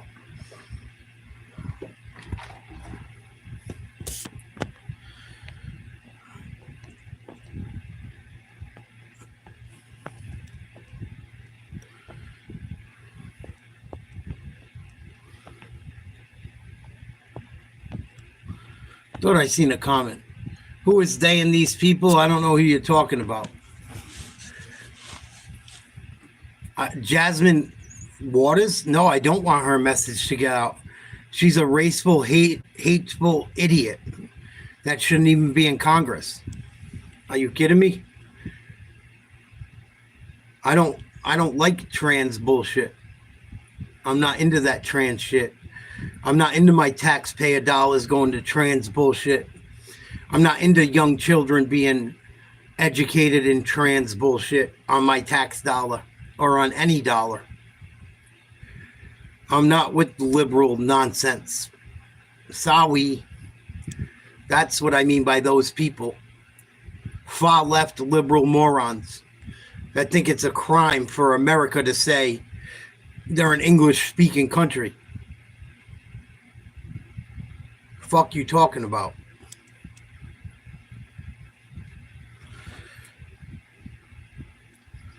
How much time we got left? We got some time. I know she ain't a relative. Let's check out some fucking more morons. Make your blood boil. Please like, share, subscribe. Trump 2025. Woohoo. Let's watch some more liberal. Let's watch some more mentally ill liberals. Best of the last week. All right. That's creepy. Now, since this is the last day of Black History Month, we're going to keep it moving with this fellow who wrote a song in remembrance of St. George Floyd. Roll it. George Floyd went out walking while black one day, as he had done many times before. But the police came and forced George Floyd to the ground, said you passed a phony $20 bill. Though handcuffed face down, George Floyd was still black, so they placed the knee of justice on his neck. In stifled screams of terror. Funny, in your song, you don't tell the story about George Floyd putting guns to pregnant women's bellies. You don't tell the stories of George Floyd beating up chicks. You don't tell the story that George Floyd was a known fentanyl dealer, would pimp women. George Floyd was not a nice guy. Tell the whole story, please. Please tell the whole story. Tell them that George Floyd was high on fucking fentanyl when he died. They never tell you the whole fucking story, these libs. George Floyd was a fucking menace. George said, I can't breathe, as the onlookers pleaded his case. I can't breathe, George Floyd did say, I just want to breathe, he begged. Not asking for liberty, happiness, or love, George Floyd just wanted to breathe. Your song? What an idiot. It's awful. I hate it. All right, let's stick with the theme of Black History Month for a moment, since it is just about over. Now, I thought this was a parody skit when I first saw it, but I assure you, this is 100% real. This is Kyra J., the Vice President and Chief Diversity, Equity, and Inclusion Officer at Delta Airlines. Roll it. And so we want a winning workforce. And we know a winning workforce means being able to attract the best and the brightest talent from everywhere. Are we missing out on some great thinking, some great people, some great new pathways to discovering brilliance that may not come the traditional path of a college degree? Oh, this is the Delta DEI video. Maybe you should worry about finding people that really know how to do their fucking job. DEI queen. A premium was placed on education at a time when education wasn't actually provided for all. People without degrees, they often don't have access to great career paths or increased earning over time. And that's what Delta is here to change. We're really proud that we've eliminated the required college degree in more than 90% of our jobs. It's plain and simple. Equity is the motive. Yeah, I bet. You gotta be f***ing kidding me. Equity is the motive? Equity is the motive? I thought the motive was getting people to their destinations on time and keeping that giant metal tube from falling out of the sky. Anyway, next up we have Sonny hosting of The View on some talk show or podcast or something, talking about what else? DEI or diversity, equity, and inclusion. Roll it. When I hear someone say, I'm against diversity, equity, and inclusion, it gives me great pause, because it makes me feel that you don't want diversity, equity, and inclusion. And the Republican Party and the conservatives have done a great job of bastardizing that term. And I think it needs to be retaken and explained. Or, here's another idea that's going to be very controversial. You could shut the fuck up. Now, I'm sure many of you have probably heard by now that President Trump is trying to get all the trans people out of the military. And, well, this young lady has a problem with it. Roll it. Pentagon just announced that they would be kicking trans service members out of the military, and we need to have a really grim conversation, but please stick with me to the very end. If the Trump administration can successfully ban trans people from the military, they are going to do their very best to put their grubby little hands on every aspect of the public sector and ban trans people from the public entirely. That means banning trans people from federal government work, state government work, municipal jobs, U.S. Postal Service jobs, Park Service jobs, public school jobs. Y'all know I'm quick to identify a slippery slope, but this... No, she's full of shit. Wrong. Liar.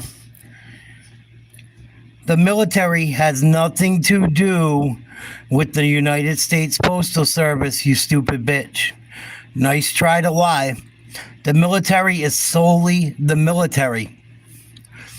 And the reason they have to ban trans people from these jobs in the military is because under Biden, he passed a law that if trans people signed up for the military, they could get free surgeries to change their gender.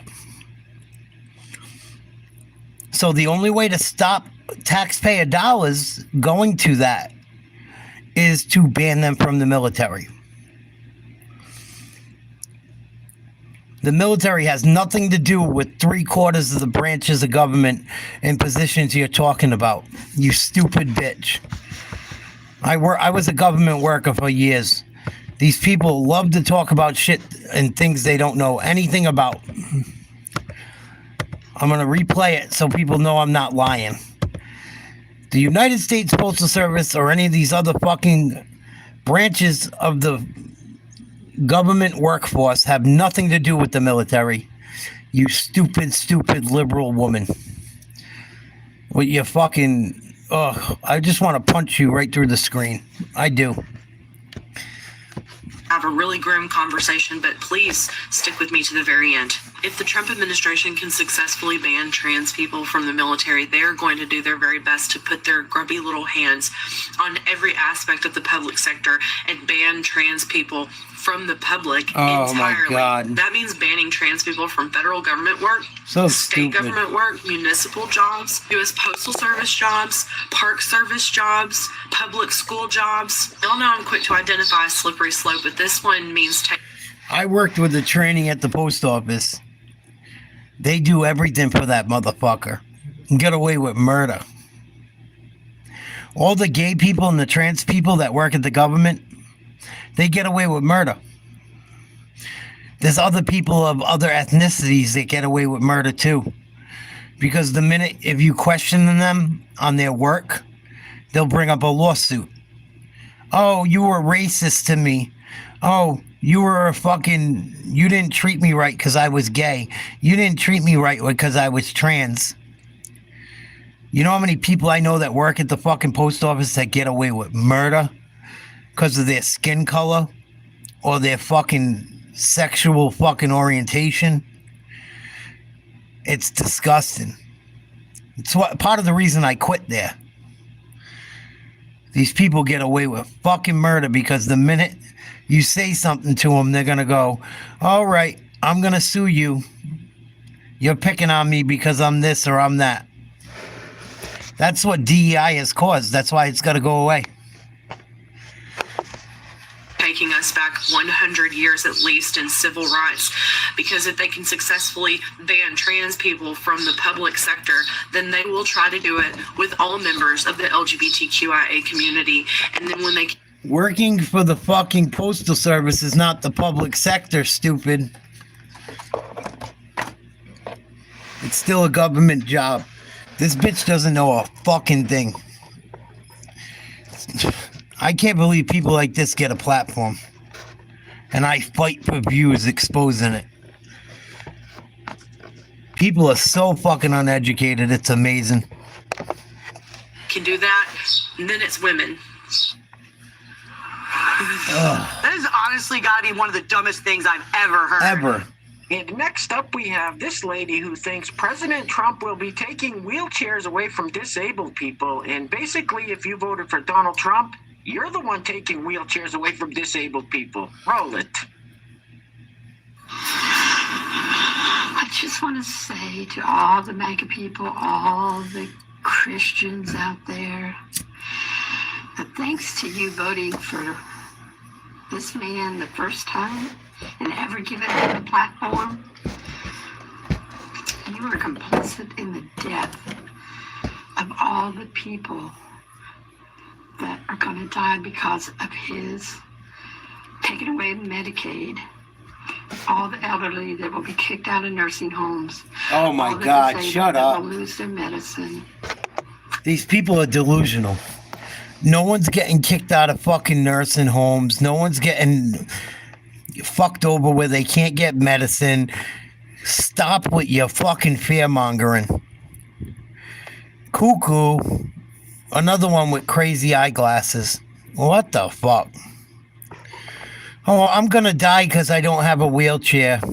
Get the fuck out of here. You sound like a fucking lunatic. And their health care and their wheelchairs or their breathing apparatuses. You murdered these people. So live with it. But let me tell you something, folks. You can't fix stupid. You can't. All right, next up we have this fellow who says that Donald Trump, Elon Musk, J.D. Vance, and RFK Jr. are all broken men. And let me remind you guys, this fellow calls himself the angry liberal. Roll it. Donald Trump, Elon Musk, RFK Jr., and J.D. Vance are broken men.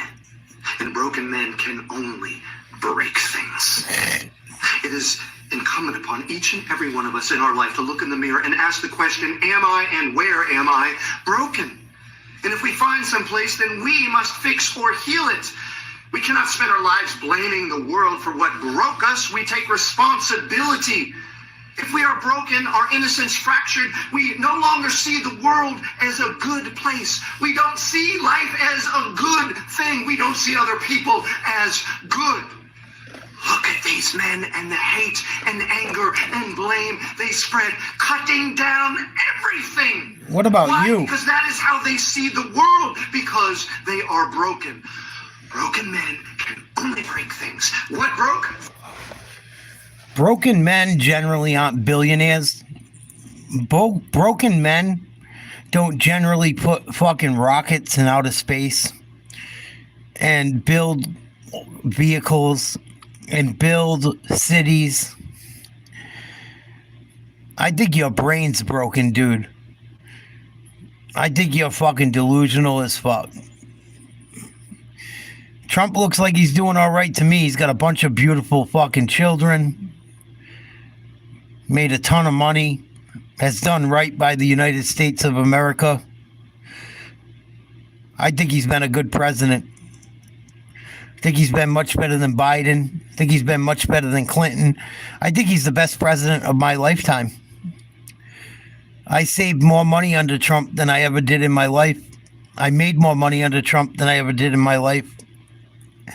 I didn't want or need for anything.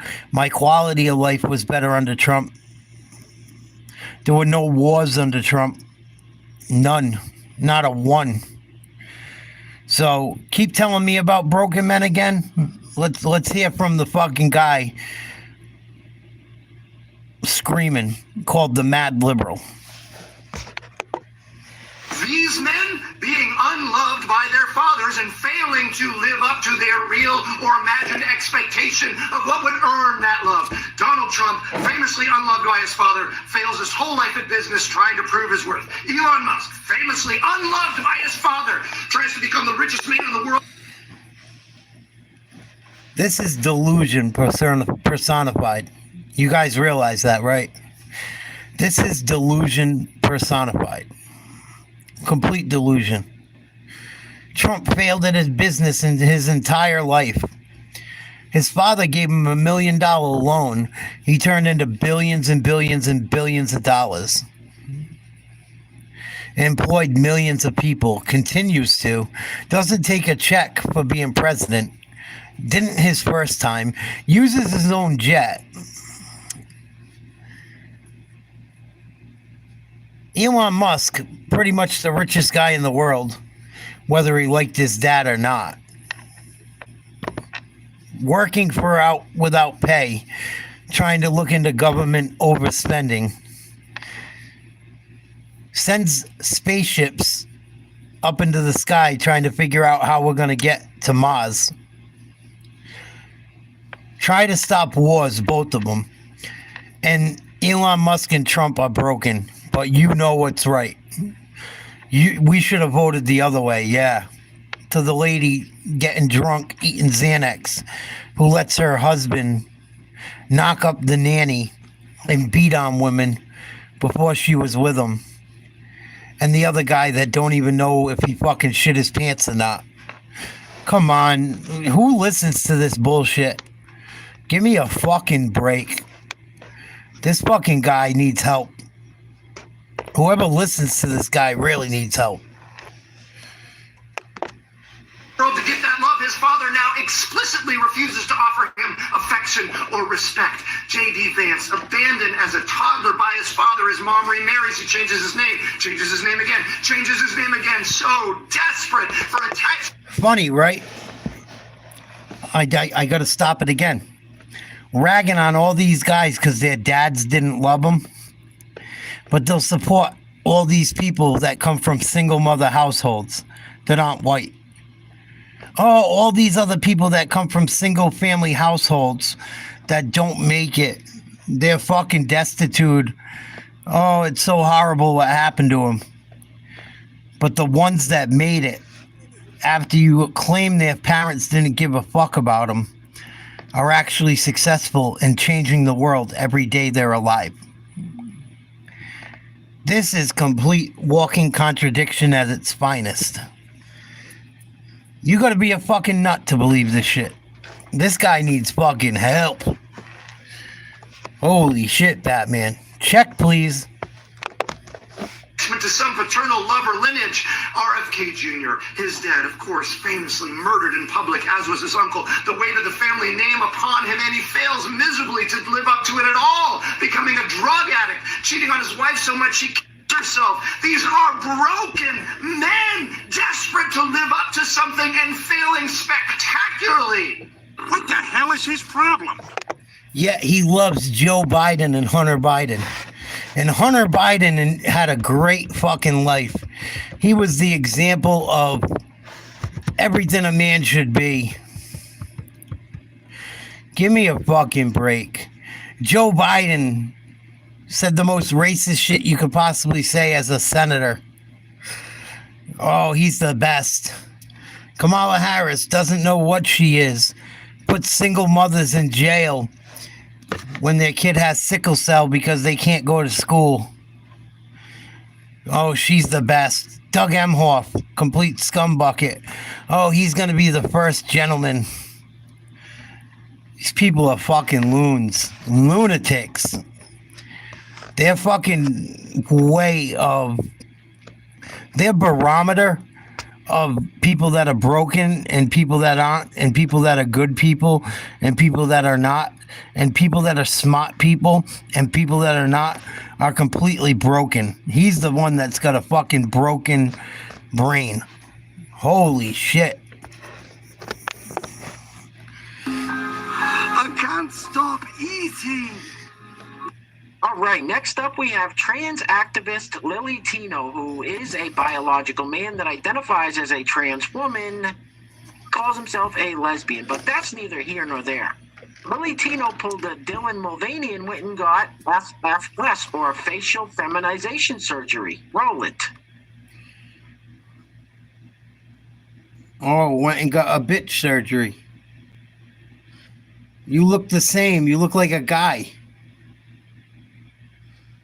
Everyone. Days since my FFS. About 70% of the swelling is gone, but it'll take another year or two for the rest of it to go down. So let me show you around my new face. For reference, here's what I looked like before. First up is the hairline. You can see that it has been moved forward. The line is pretty pronounced right now, but it will fade over time. You might also be wondering about this little dent right here. That is internal stitching, and it will go away in a few weeks. Now, my nose is quite swollen, and that will go down over time, but take a look. You can see it's way more of a ski slope now. Also, my brow bone is way less pronounced. My surgeon said that the brow would probably be the thing that made the most difference in the beginning to feminize my face, and I tend to agree with them. Now, my lips haven't changed, but they went through my lower mouth to get to my jaw. It's hard to see the result here right now because there is a lot of swelling, but over time you'll see that it is much softer. And last but not least, the Adam's apple is gone. I want to give a huge shout out to my mom, who took care of me as I recovered. My mom actually extended her trip several times to take care of me because I got COVID in the hospital. That made recovery a whole lot harder, but sure you did. I had a wonderful support network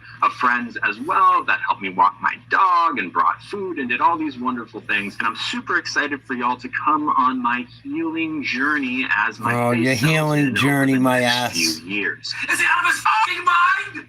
So every now and again here on the channel, we see these extreme body modifications, or body mods, as the cool kids say, as far as tattoos and piercings and such. And I came across this photo and thought to myself, yeah, that's pretty extreme. Guys, we're going to be wrapping it up. Actively trying to stop them because they want to shredding. Unfucking real. We slide deeper into the fucking despair of liberalism again. Ugh. Fucking disgusting. Disgusting. I'm going to end this with this right here, and we could talk a little bit after. This is a warning to any men out there. I learned the hard way myself. That's why I don't want other people to fall for this shit. The coach who wants everyone. To any single men out there, do not be a stepdad. Do not date a woman with kids. It will never work. Most of the time it won't work. This is a perfect video showing you how it usually ended. The mother will allow her kids to treat you like a piece of shit. When you have a problem with it, you will be the bad guy, no matter what the kids do. No matter if they steal off you, treat you like shit. This is a video of a stepdad. I want to show you guys how it usually ends. Do never be a stepdad. Don't ever fucking do it, anyone younger. I want to show you this video. I learned the hard way. I gave 6 years of my, almost 5 years of my life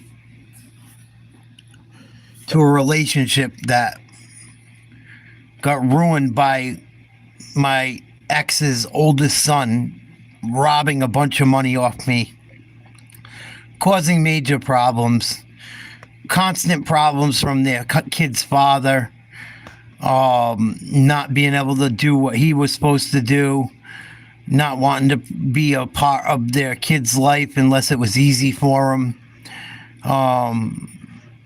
me being financially responsible for everyone while the kid's father gets away with everything. Don't ever be a stepdad, guys. Please learn from other people's mistakes. Watch what happens to this stepdad.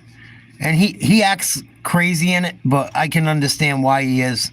He's got a kid swinging a fucking broom at him and the other one punking him off.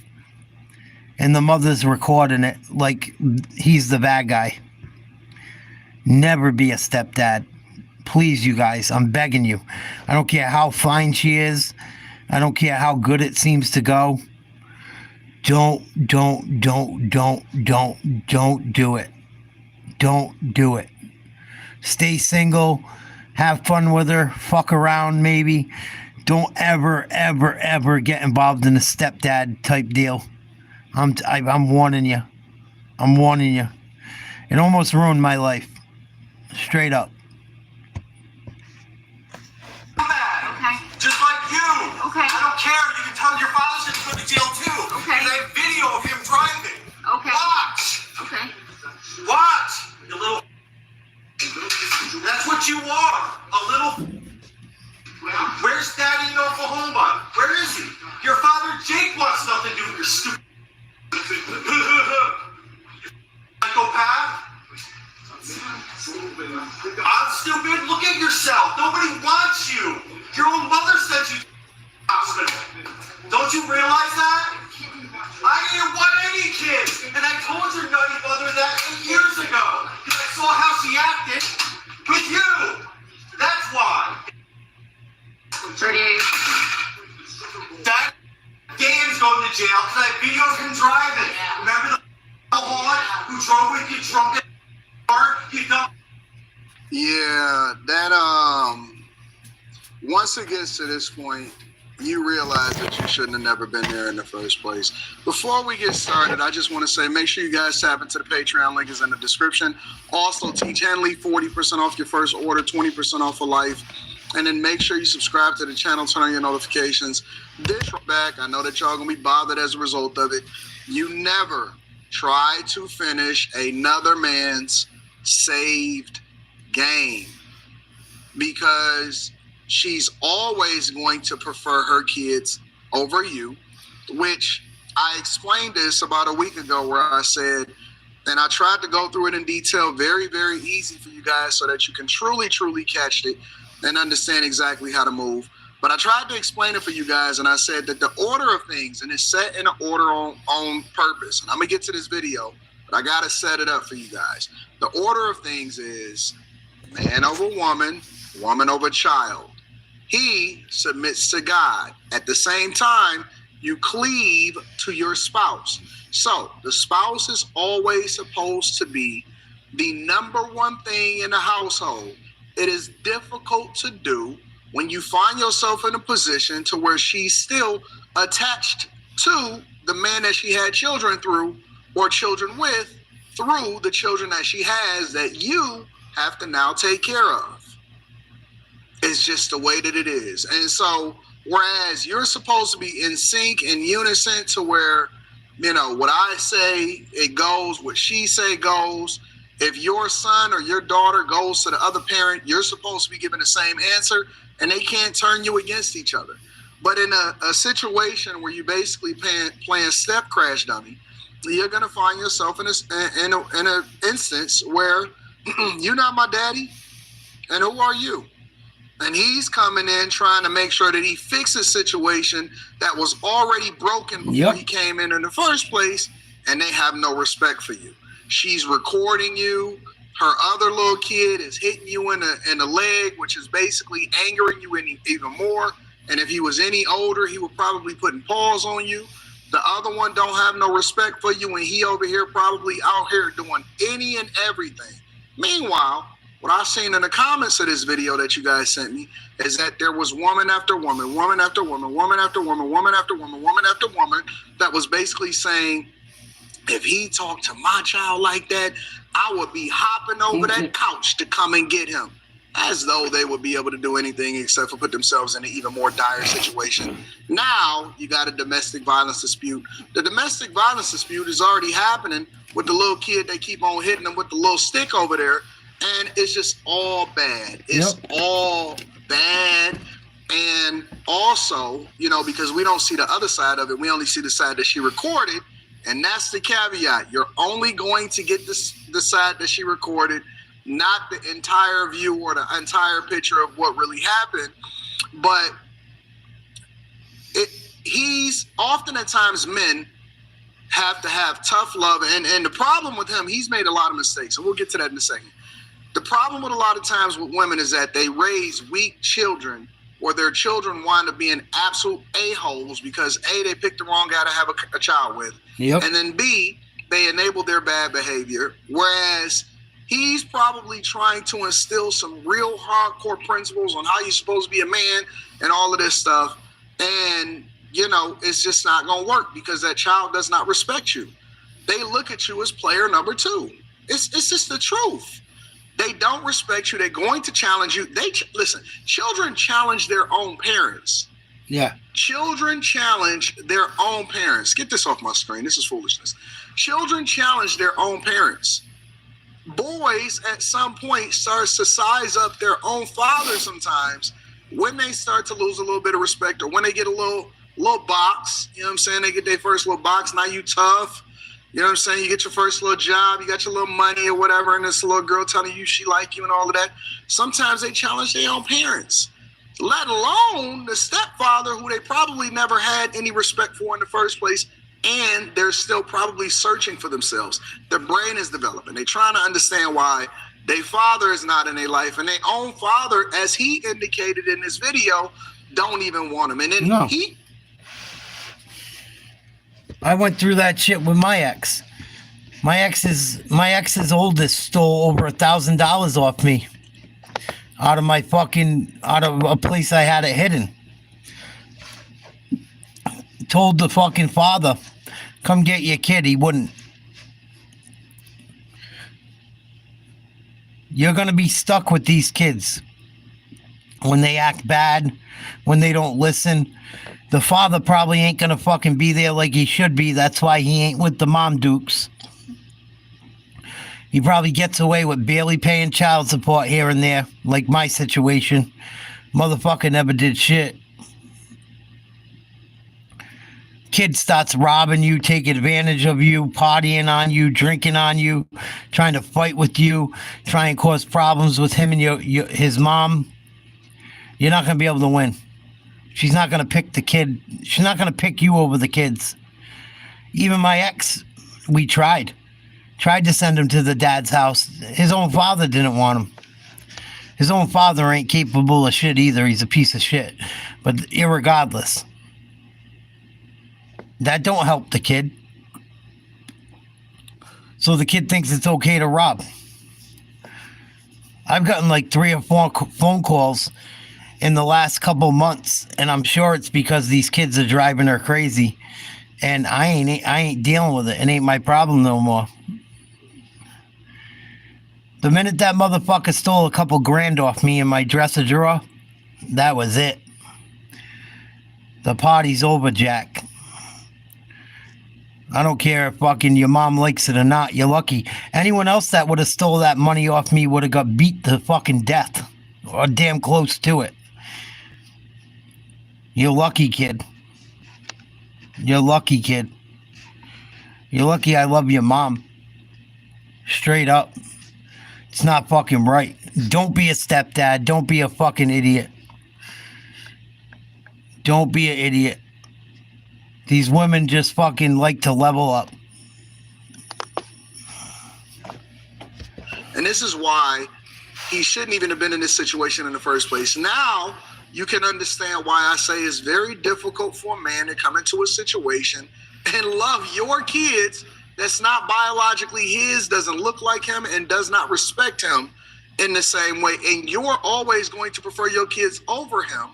This is the very reason why you should not compromise and say, well, I am a man without kids and I want to go and take care of another man's kids. Never. You will absolutely regret it in the worst way, the harshest way. You're going to learn a very harsh lesson. Yep. And it's a lot of guys that initially bucked against my advice, and now they woke up because they found themselves in a situation on a regular basis in redundancy, showcasing a situation like this.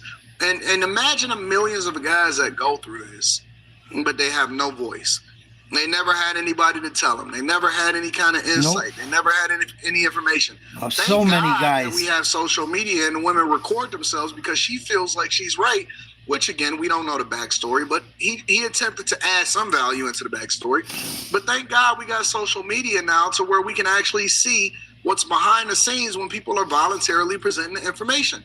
The fact of the matter is this: if he would have stood 10 toes down and you need higher preferences, here's the key about success when it comes to men and relationships. You have to evaluate the woman based on where you're going, Kevin, not based off of whether or not you love her at the moment. It's just the facts. Marriage is just as much of a business as it is love and companionship. As a matter of fact, the companionship aspect of it comes as a result of making a smart business decision and having preferences to who you want to be with. Then you have to have higher standards, greater preferences, and you have to be careful about the person that you lay next to because it is going to become one of the worst situations, if not the worst situation of your entire life, if you are not vetting for the person that you want to be with and who you're going to go into versus the person that you say that you love when you land with them at the moment. Very dire. Very much dire. But I can't feel sorry for him because he put himself in this situation. Now he's being recorded on the internet for everybody else to see. Meanwhile, she got the little munchkin, the demon number 2, hitting him on the leg, and she's empowering him to do that. And this is probably not even the first time that it's happened. And this is probably not even the worst situation that they've been through. This is just the one that they caught on camera. But I am curious, what do you guys think? Are you still on the train of thinking that it makes sense to continue another man's saved game?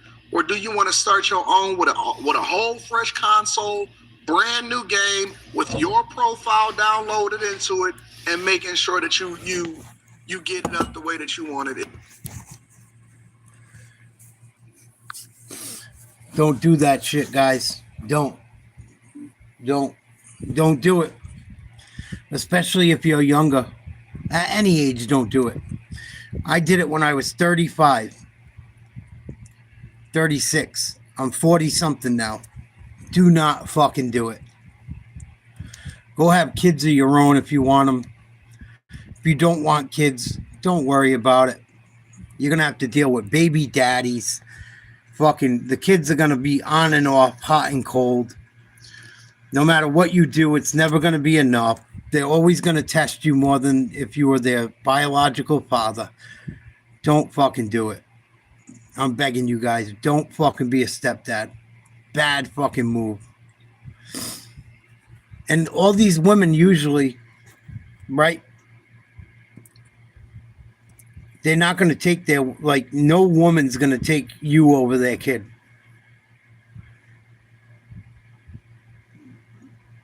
No woman's going to take you over their child.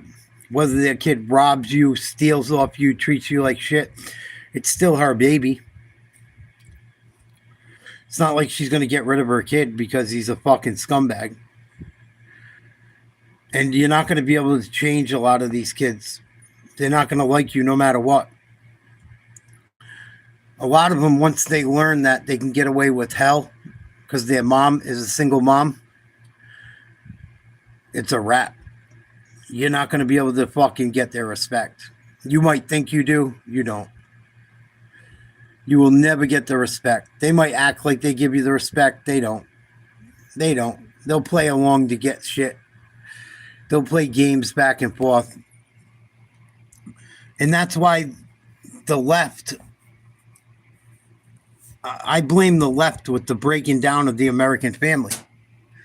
Another reason why these women will leave their kid's father, even if the kid, say the kid's father's a bum, right? They get with a good dude, they get motivated, they start working a job full time. They got you making money. They move out of fucking public housing because they're with you and get fucking working hard and shit's going good. Then one of the kids starts acting up, starts acting stupid, or she don't want to work hard anymore. All she got to do is leave.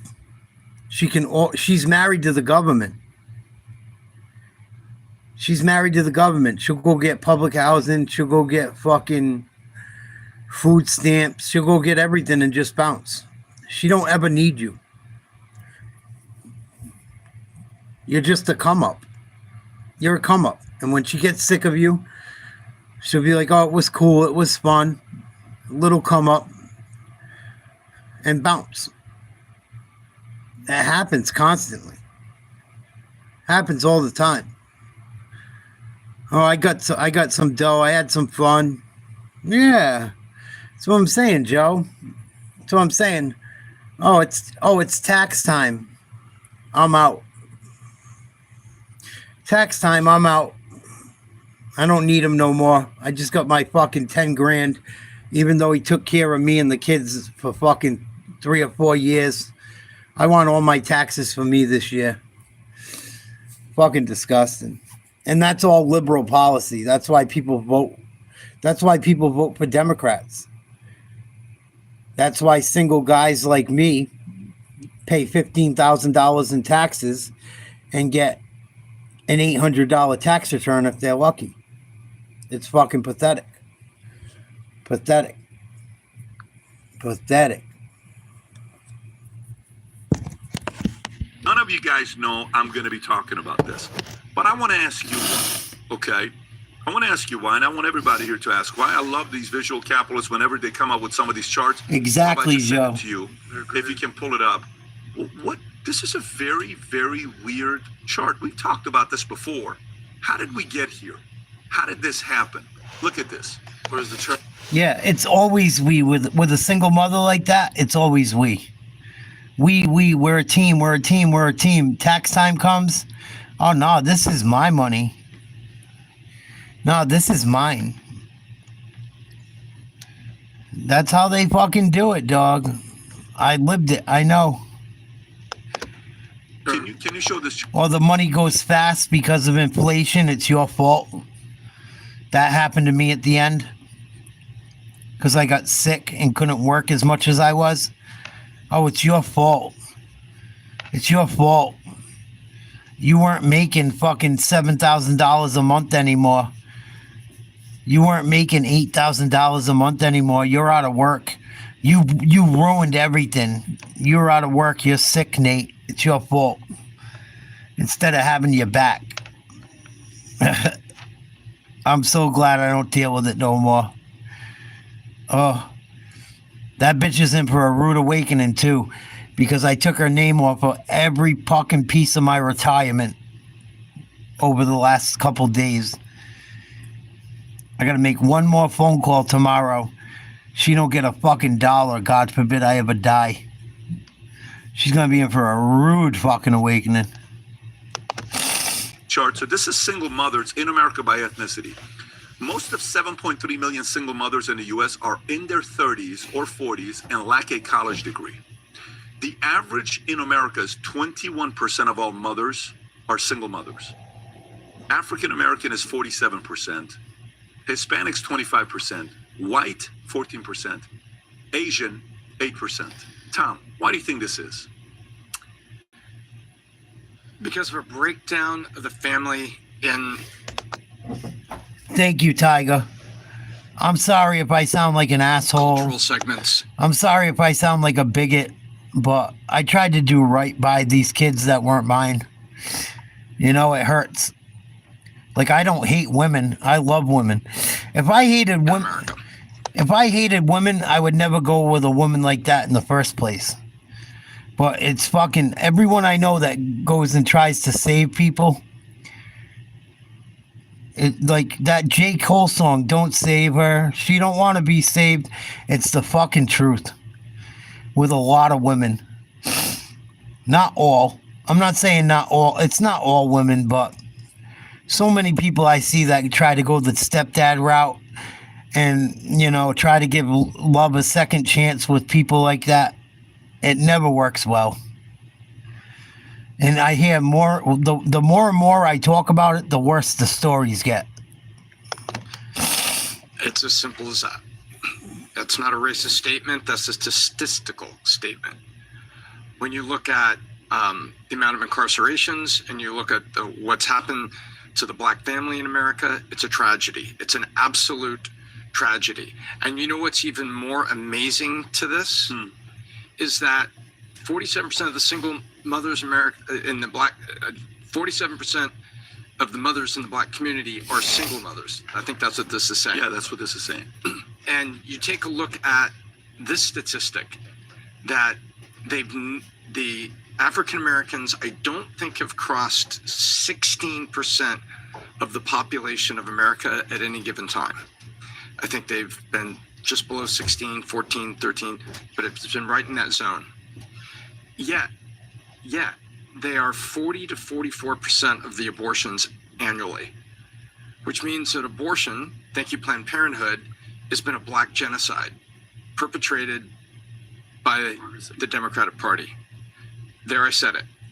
And in the communities where you've got the unemployment and you've got the breakdown of the family, you've got single moms. And that's what's going on. And nobody wants to talk about it.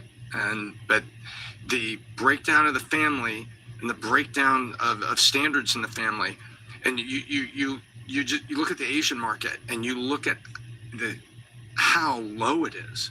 What's it, 7%? Yep, there it is. 38 to 40% of all abortions, significantly higher than a proportion of the overall population, which is under 17%. Why is that? And then you take a look at that. And then you take a look at the family. And then you see 47% of them still, of the moms still are single moms. It's horrifying. You know, it's the breakdown of the family. You need strong people, strong parents to lead family, parents, plural. Adam, your thoughts? I mean, there's a lot to unpack here. Clearly, the stats regarding the African American community are way more alarming. I think we talked about what happened with the Great Society and LBJ, and if you don't marry the man, you start to marry the government. You become the welfare queen and everything with that, and then you get rewarded for having more children, and you get more money. You've given a stat out there about blacks used to actually have the highest marriage rate in America. But I don't even want to go to a race issue. I kind of want to go to a gender situation here, because yes, you could take sort of the Asians, I guess they're sticking together more than anybody, but Hispanics, and then I don't know how they're defining other these days, but the biggest clash, I think, is between men and women. I was just with my buddy at court testifying the fact that he's a good father. He's a white guy married to a white woman, and I don't know, we've talked about these stats before. 80% of divorces women file for, and that increases to, I think, 85, 90% as they're college educated. I think 98% of alimony the man has to pay to the woman. So meaning the courts are screwing men over like crazy. They have to give up all their money. They have to give up their access to their children. They have to give up basically everything. You see the horror stories of men when they're dealing with courts. I talk to them all the time on Manic. How do they bounce back from something like this? Whether that's mentally, whether it's physically, whether it's financially. Women dominate men in the court system. So they're incentivized to say, oh, you did this wrong, or you did this wrong, or you cheated, or you did whatever. I'm divorcing you. With no ramifications, the repercussions of what's going to happen. You have 2 children. You're going to kick the father of your children out because he did something bad or did something stupid one time? Well, yeah, he should have never done that. So let me ask you something, ladies, and I want the best for you. You think you're going to find another good man when you have 2 children and you're 44 years old? You think that's the best game plan for you? So I think a lot of this is women being emotional and not basically being logical. And I'm not saying men don't screw up. Everyone screws up. But if you think that the best outcome as a woman is to leave your man and then be a single mother getting paychecks from the government, I think there's a better plan for you. That's my opinion. Well, I think the welfare policies from the 60s and 70s and all that, making it, incentivizing single parents. And it's like the entertainment industry doesn't help at all. All the songs, all the rapping, yeah, baby daddy, all that. It's just, it's stuff. And Tom nailed it too with the nuclear family. How much crap have we heard the past 4 years during the whole Biden? Yeah. Joe, that's why I cut all contact off when I got out. The way she did me dirty, she told me she wanted me to leave the day my dad died. That there was no way we could work things out, and that was that. And I told her, I said, don't ever fucking bother me again. Don't I told myself that, and I told her that. I'm like, you're not a ride or die. And I've gotten phone calls from her I refuse to answer. Don't get, the minute that bitch fucking did you dirty, there's you gotta cut it off. You gotta emotionally cut it. Why would you want, you're just gonna punish yourself more. You're gonna punish yourself more. She'll suck you in. Yeah, you might get some ass here and there. It's not worth it. It's not. Because she's still doing her thing. She's probably giving the pussy to other people still. And regardless, it's just not cool. It's not cool. It's not how you treat someone that you supposedly loved. So when I got done dirty, I cut it all off. And people got mad at me. I don't give a fuck. I'm done. Done. Y'all don't want me around? I'm done. Don't call me for shit. Y'all didn't even come to my dad's wake? Nah. When they were trying to ramp everything up, is they're trying to break up that family, the household, the father being at the house, and that's it. And there's this for you right there. It's ridiculous. Is this a racist chart?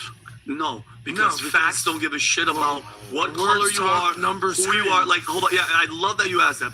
That right there is that's a fact. That's it. Take it for what you want. It might hurt your feelings. That thing doesn't give a shit about. Can you zoom into the source, Rob? Could you zoom in the source? The sources from the economic status of single mothers. And that white woman number should be higher, I feel like. I know a lot of single white moms. That 14% seems awful low. In all honesty. In all honesty, I know almost every fucking mother I know in my community that's white is single. They pick a lot of these girls. They pick the scumbag to have kids with, well, the scumbag nuts in them and fucks them over, and ruins them. It's the truth. It's the truth. All these girls fall for some fucking scumbag. He fucking gets away with blowing a load in them and ruins her life and his. And then they try to hold it together for a while. She gets attached to all his fucking bad behaviors. He gets attached to all her bad behaviors. And it's a fucking mess. And here you coming in as a single dude with no kids. And you got a fucking huge problem to deal with that ain't got nothing to do with you. Don't fucking do it. Don't do it. Doctor for American Progress as of 2023. That's the source. And that, to me, you can sit there and say whatever you want.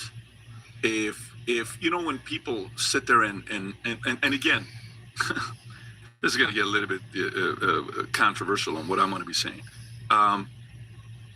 If a community is winning or losing, and they have people in powerful places, give them credit.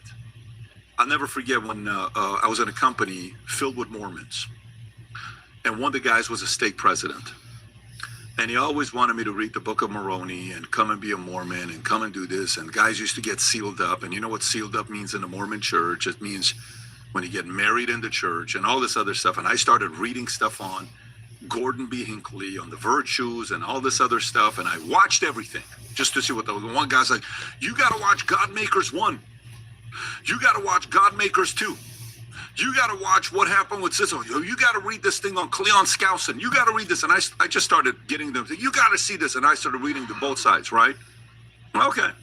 How they ended up here in the sixth, plates that came from Vermont, and Jesus reappeared in America. And how can you believe any of this stuff? It's okay. Right. So this is whatever they think they believe in, right? Mormons. Great. Let me tell you what I saw with the people that were Mormons. They work together. They send their kids off to mission right after they turn 18 years old, and they have to learn a language and go learn somewhere to live for 2 years and introduce their faith to others. They learn how to make friends. They learn how to deal with people. They learn how to sell. They learn how to make it in business, where they weren't shy when he did interview. Do an interview with a Mormon that's gone on a 2-year trip and see how they are. Go ahead and do an interview. And you're like, what an impressive 22-year-old. Yeah. I don't have to believe in the book. I don't have to sit there and go Joseph Smith and all this other stuff. I don't have to do any of that stuff. They went around the world learning. You guys are impressive. And you guys all defend each other. You How to all live back life. each other up. Now, again, you tell me the 88 bad things about Mormons and the polygamy and the shows, and I've watched all of them. Trust me, I've watched more than you have, and I've studied that thing more than most people have because I was in that community.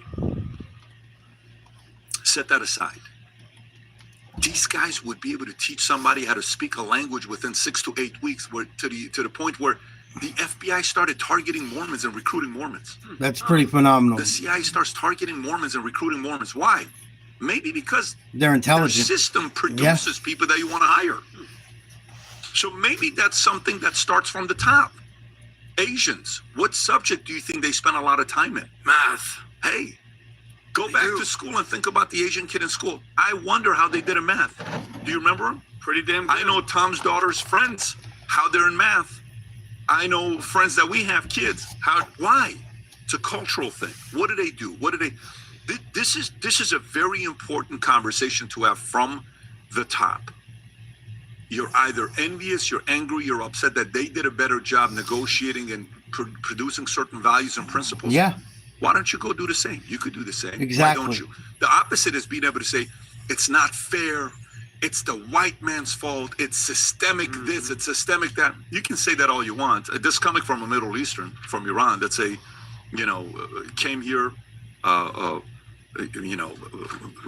green card, refugee camp, 18 months, didn't speak English, didn't know how to pronounce 3 words, Gilligan's Island, government, Wednesday. Why the hell do you put a Nesday? Why don't you just say Wednesday? Why do you make it so hard? Write all these other words. It's pissing me off till today, right? Lasagna? Yeah, lasagna. I didn't do lasagna today because we've always said lasagna. But the point I'm making to you is, this is on the values from the top of why this is happening. You can take the victim card and do that all day long, or you can choose to lead. And the data will always prove you right or prove you wrong. It's never going to lie. Yankees haven't won since 2009. You know how many times I hear from people talking shit about the Yankees haven't won since 2009? We won, just 28, 20 or something. Yeah, but you haven't won since 2009. Why haven't we won since 2009? You get judged on that. The Dodgers have been winning left and right. Why have they been winning? They probably have a good management team. They're probably doing certain decisions right. They're probably playing aggressive. They're probably spending money to go out and get the right guys. Why? You can be a Yankee and a diehard Yankee fan and talk about it, but if your data doesn't prove you right, what are you going to do? Right? What are you going to do? So, anyways, I saw this mess. By the way, I'd love to see if there's Middle Eastern, if there's Indian, if there's every other thing in here as well. Other what they threw in, which is but I want them to be specific on the other side. Can I say why I think this point is so important? So you talked about the Mormons, you talked about the Asians. Well, I'm Jewish. We understand like Jews stick together. Thank you, Tom. But I've dealt with this, and this is something you remember what Snoop, when he called out the African American community for voting for Trump. This would have been in 16 or 20. Yeah. What he said, and then there's this guy, Pastor Jamal, who basically says, if you're a black person who supports Donald Trump and goes to the White House, you're a coon or you're a runaway slave, what have you. Now, what percentage of African Americans or blacks vote Democrat, Pat? 80+%? What's the number? It's high. It's a high number. Okay, so it's above 80%. It used to be 92. It's like 82% right now. So what do you think the percentage of Jews who vote Democrat is? A majority, 65. Okay, so it's 67%, 2/3. Wow. 1/3, okay, so it's 80. So it's not a far delta between the Jewish community and the black community. Do you know how much hate I got? You think I get hate from our chat? Like, Adam's this, Adam's that. My own personal chat, my friends who are Jewish, I can't even believe you would vote for Donald Trump. What kind of racist, misogynist, Nazi are you? I get that shit. Shut the up. What are you talking about? Defend some of your positions, because all you do is name. I get that same shit. And you give zero policy perspective. You give zero substance. It's all just racist, misogynist, feelings. And these are some of my closest friends. So I can say, shut your stupid face and still love you, just like how we might argue and we'll go out to lunch. So what the black community needs to do is you need to have like a Byron Donalds of the world, or even a Candace Owens, be like, shut your mouth, pastor, whoever, this and that. I can vote for whoever I want to vote for. I believe in this.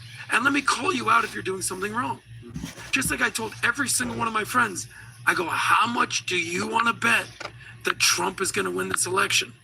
Because you're all gay. And they're literally all married with kids. Yeah. All of them. Yeah. To women. Oh, okay. But I basically made the point. I go, I'll put my money where my mouth is.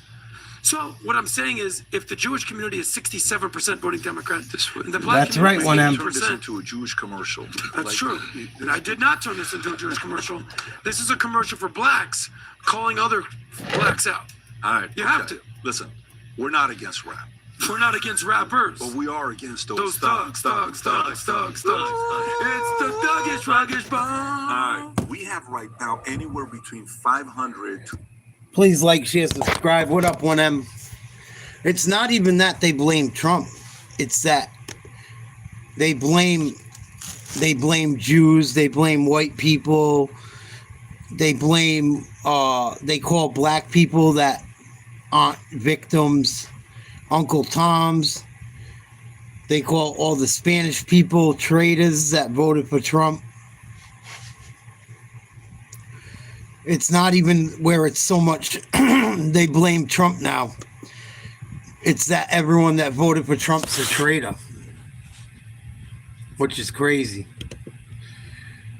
The American people have spoken. I don't understand the outrage still.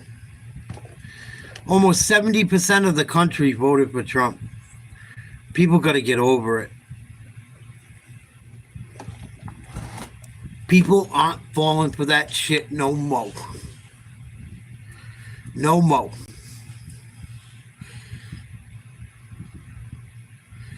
You're absolutely right, Tiger. Tiger, how old are you? Do you have children?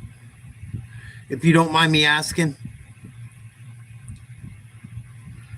I didn't even know. I know you said you were a woman a few times. I always forget talking to you. Because you don't act like a emotional, super emotional woman. I always think you're a dude. No offense.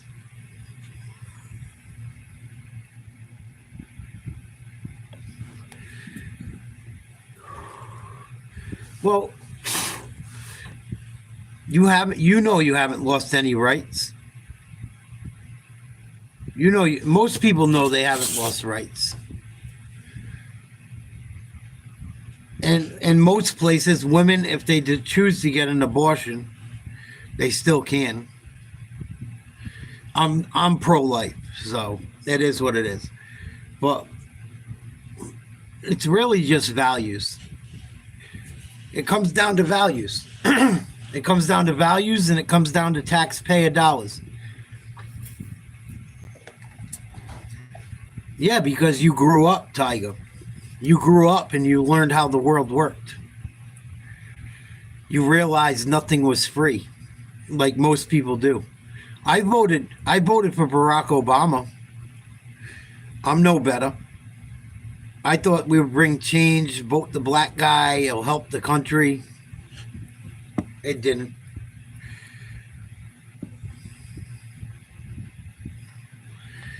That's right, Tiger. And that's probably why you don't sleep around. It's probably why you don't have children yet. You will. If you want to have them, you will. You'll find a great guy if you take your time and use your brain.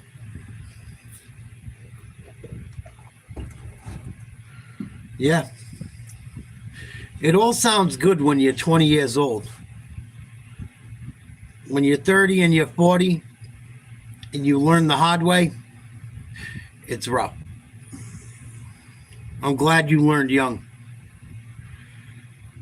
And I hope you find someone nice. If you wish to have kids one day, I hope you do. If you don't, that's okay too. It's your life.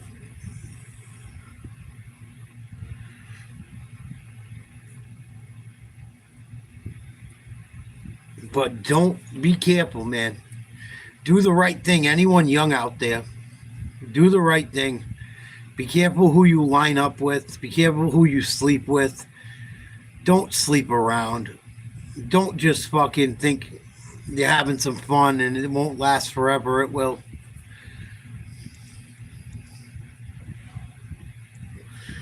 And you know what, Tiger? That's cool. You know what? It's your life. You do what you want. Doesn't mean you got to tear everyone else down, right? And as far as like the trans shit, my problem is I think trans is a mental illness, number one. Number two, I don't like it being pushed on children. All this shit is marketed to kids. I don't like it. And I think if half of those people got mental health help, they wouldn't go trans. But it's just my view on things. I've been wanting to get a dog again too.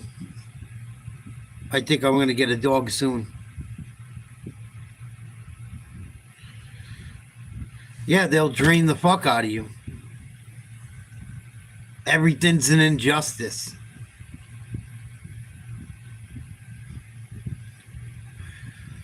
It's a lot of victimhood in today's Democrat.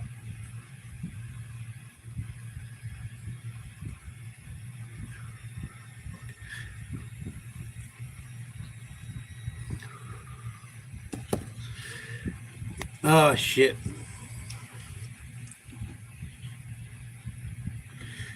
Do I have anything else left to play tonight? Would I just make sure I don't play the same thing again?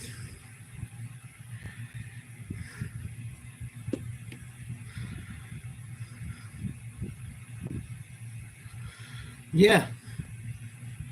Yeah. And it's funny because they're the ones that are like live and let die. It's crazy. I don't know. I believe in values. I believe a man should be with a woman should be with a man. I don't believe in transgenderism. I'm old school. Doesn't make me a bad person. Yeah, I looked into it a little bit. We did a show on it the other night a little bit. It's looking awfully fishy. Looking awfully fishy, 1M. He got paid a lot of royalties, they were saying. There was also another thing that happened recently that there's been a lot of deaths in Hollywood. Young Disney stars, ex-Disney stars. Someone else died recently in a car accident that was going through some shit too. Who was it? Fucking,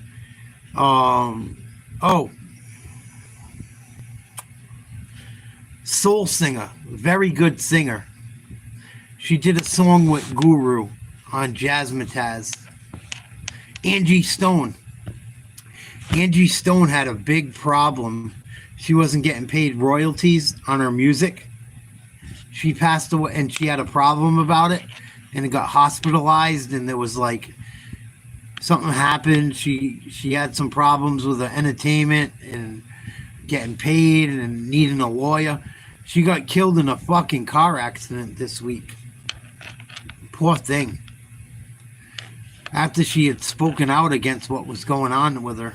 Kind of weird. Rest in peace, Angie.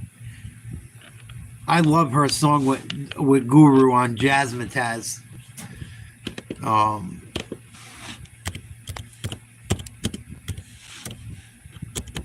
Guru from Gangsta. Angie Stone. Did I say Angie Martinez by accident? Angie Stone, yeah. Keep Your Worries was one of my favorite songs from the Jazzmatazz albums. Fucking sad. Sad. I used to listen to Guru and Gangstar and Jazzmatazz. Guru's Jazzmatazz albums when I was sick in high school. In a hospital bed in Boston. And it helped me through the pain so much. I listened to a lot of Guru sitting in a hospital bed. Guru is a very underrated hip-hop artist. But yeah, that one broke my heart a little bit this week. Just because, I remember listening to that song being sick as a kid. This song. Sad. You know, Angie Stone, dead. I think she was like 63. Way too young. Kind of weird. Kind of weird. She was speaking out about some stuff. She had been fucked over recently, supposedly. Yep. Guru's Jazzmatazz. If you guys ever get some time, look up Guru Jazzmatazz Soul. Or Jazzmatazz Street Soul. This is the album I'll show you.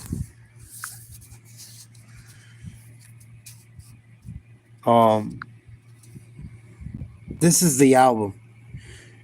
I used to listen to this album when I was sick as a teenager, battling cancer in the hospital. Very, very good album. And that was after DJ Premier kind of sold out Guru. Guru never really spoke about it, but them two weren't getting along at that time. And Guru and fucking DJ Premier were butting heads for a while. DJ Premier, he's amazing. I like Premier. I love him. But I don't like how he did. I don't like how they did Guru throughout that period of time. And he made a lot of amazing beats. He did a lot of shit for so many artists.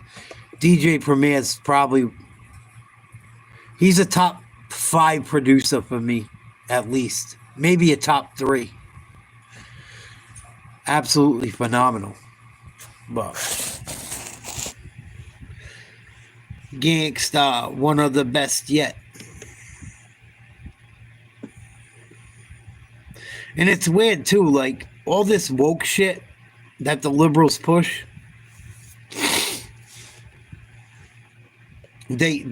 all that woke shit has infiltrated everything. There's no more rock music. You got pop music, you got drill music, rap music. I mean, there's no more like real hip hop, no real rap, no rock and roll. It's like all pop. A lot of the music comes with some undertone of satanic or faggot, gay shit, trans shit. I just can't get with it. I can't.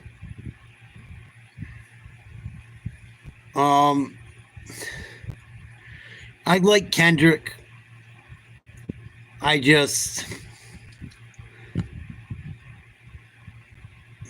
like Kendrick, but Kendrick's pushing an agenda. Kendrick's no different. And I don't know all the shit about Drake. None of us were there. We don't know, right? But I find it very odd. Everyone just hates Drake now. Like Drake ain't shit. Like Drake didn't make hits for 15 years.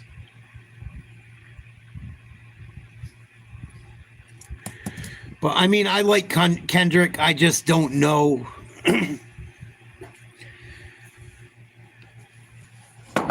Kendrick's selling his soul in a way too, whether people realize it or not.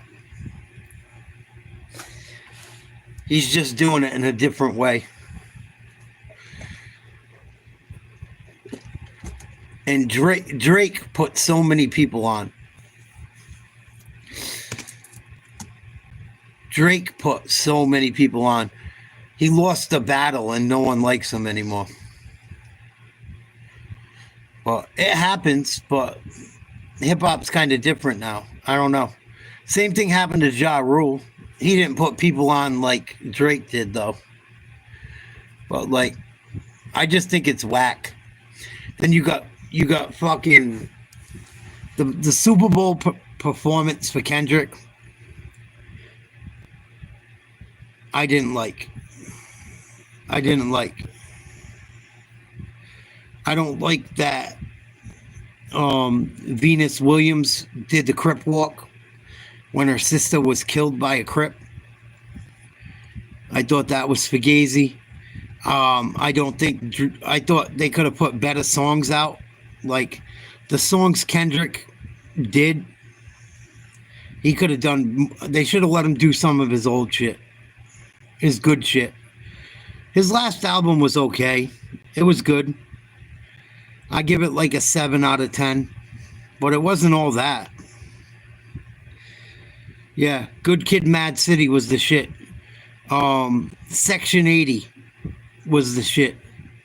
Section 80 is my favorite album by Kendrick. You said Drake's a pedo. How do you know? Were you there? How do we know? I'm just saying. How do we know? I don't know for sure.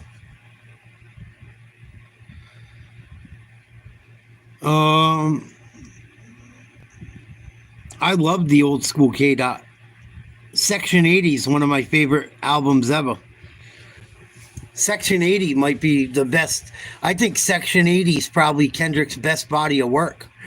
I think it's better than Good Kid, Mad City, or just as good. Just as good. They're right up against each other. It's way better than Damn. It's better than Pimp a Butterfly. Is Eli Manning considered the legend killer of the state of Massachusetts? Nah. He's one of them, though. I mean, maybe. I think they did Eli dirty. I think Eli deserves to be in the Hall of Fame. He beat an undefeated Patriots team.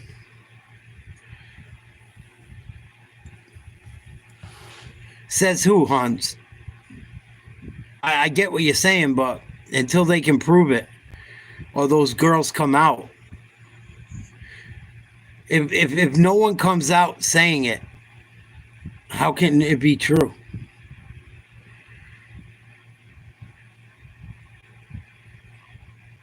And then, like, everyone just went against Drake quick. Like A$AP Rocky, and I love A$AP Rocky.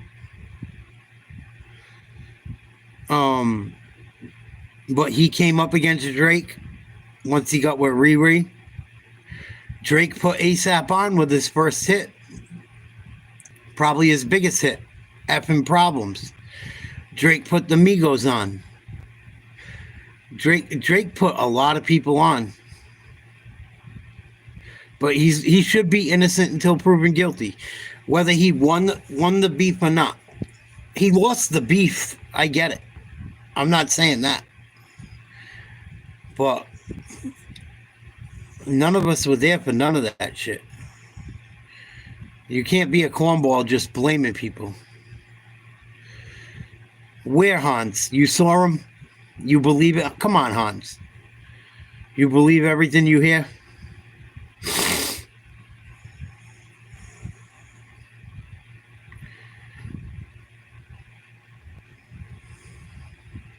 Yeah, he did a lot of shit like that.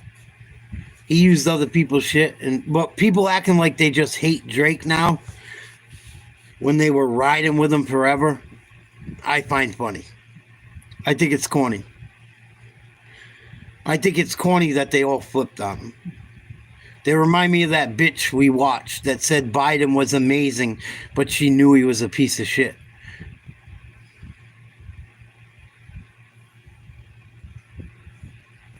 Everyone was cool with Drake when they were making money off him, when he was helping push their shit. That's my problem with it. If you guys get where I'm coming with. That's my problem with it. They all were kissing Drake's ass until they didn't need him no more. Hans, no one know. You don't know for sure. I don't know for sure. Come on, bro. Come on. Especially in hip hop.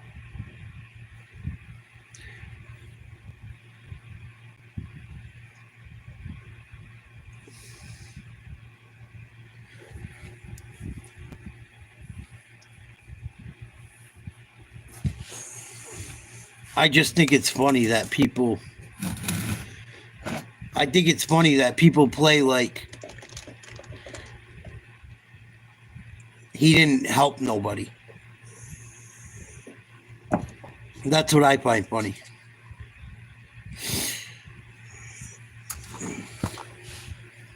That's all I'm saying. I'm just playing devil's advocate. Nobody knows. Nobody really knows.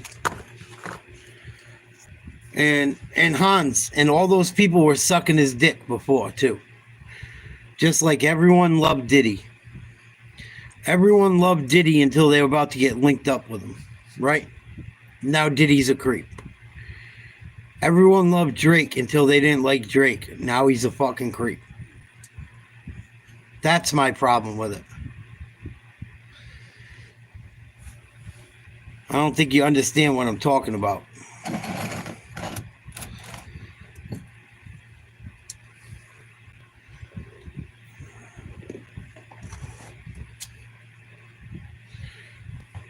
They just like, oh, I'm not a part of them anymore. I'm not cool with them anymore. Like all of a sudden, No one is cool with it.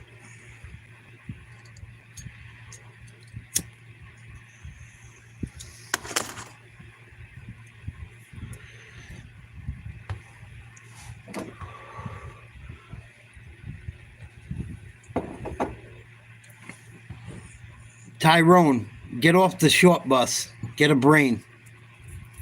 Fucking moron.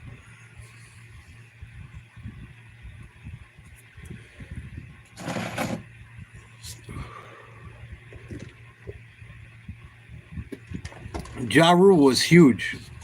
Ja Rule was huge. Huge.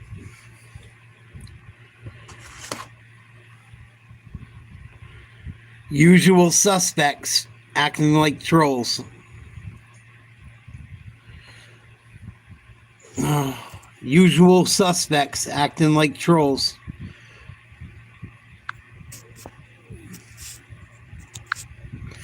Of course, it's a Tyrone acting stupid.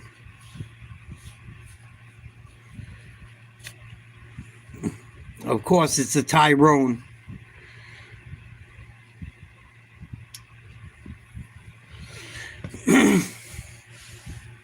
Hans.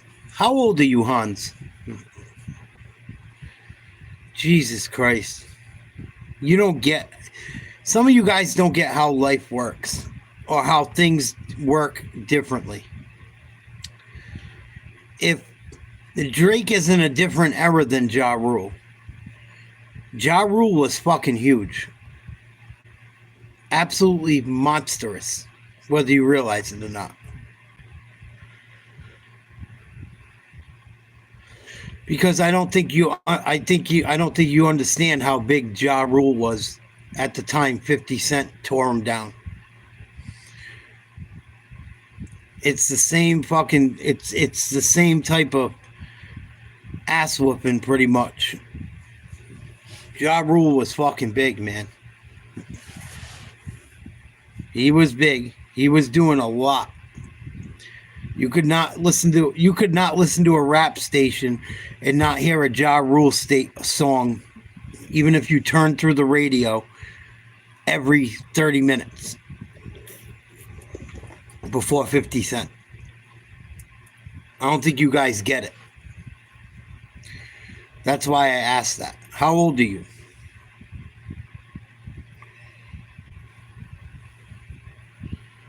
Like, you don't make sense.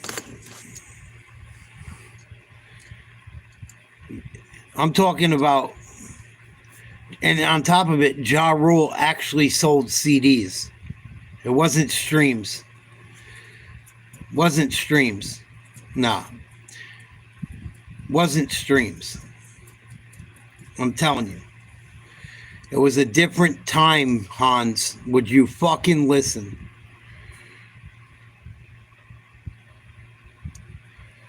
Why do people not listen to me? And why do people not understand things I do not get?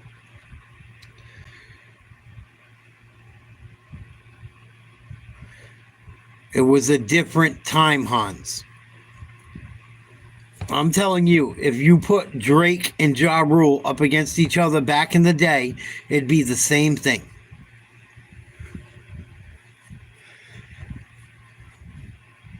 You just don't get it. Ja Rule didn't have the internet. He didn't have iTunes. He didn't have... all the shit that didn't exist then exists now. To get Ja Rule's album, you had to go to the store and buy it. And you had to have close to 20 bucks. At least 15 bucks. You just don't get it. Because dude, Hans, I know what you're saying.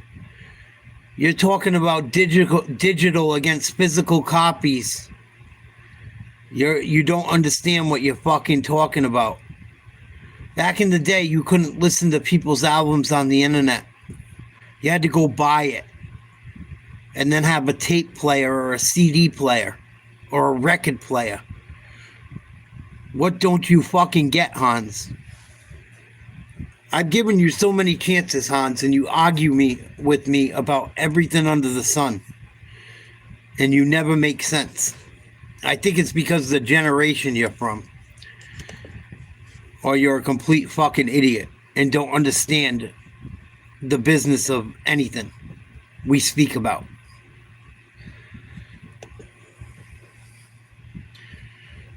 You make no sense.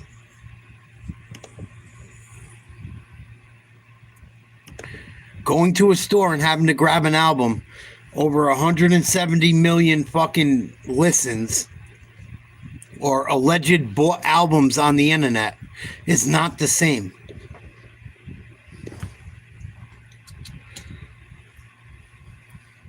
Probably a fucking moron.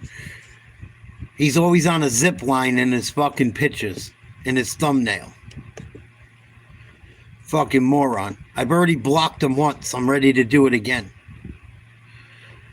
Oh, Drake's got 170 million listens or copies sold. He probably does. There was no fucking internet sales for Ja Rule.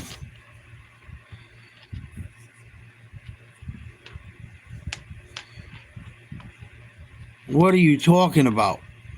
Number one. Number two, only reason I'm lumping them together is because of the diss. How people fucking hated them and then loved them.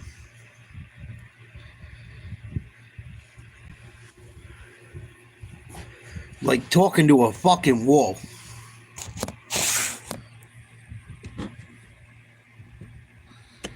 Oh, Drake sold this much. Yeah, and you're hating on Drake. You're hating on Drake. And I like I said, everyone hates Drake now, but he sold 170 million fucking albums. It's crazy. Like, you're arguing points with me that prove me right. I don't get you motherfuckers. You just like to argue. Day after day.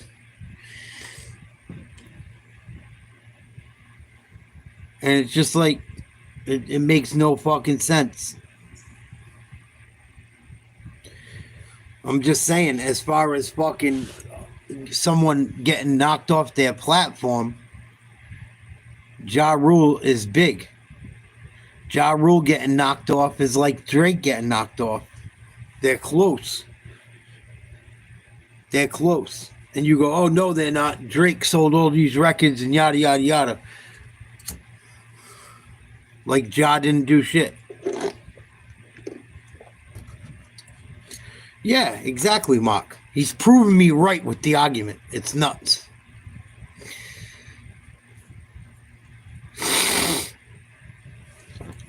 Ja had a lot of radio songs, man. A lot. All I'm saying is like there hasn't been anyone that people flipped on. Like, since Ja Rule, no one has been shit on worse than Ja Rule besides Drake recently. That's all I'm saying. You guys sound crazy. I'm not even a Ja Rule fan. I'm just saying he had a lot of hits.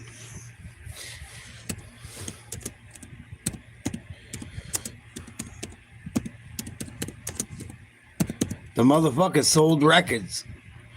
You couldn't go anywhere without listening to him. Yeah, DMX was the shit. So what? We're not talking about DMX, Live for Jesus. What does DMX have to do with talking about two rappers that have gotten destroyed by disses? DMX isn't even in the conversation of what we're talking about. So what's your fucking point?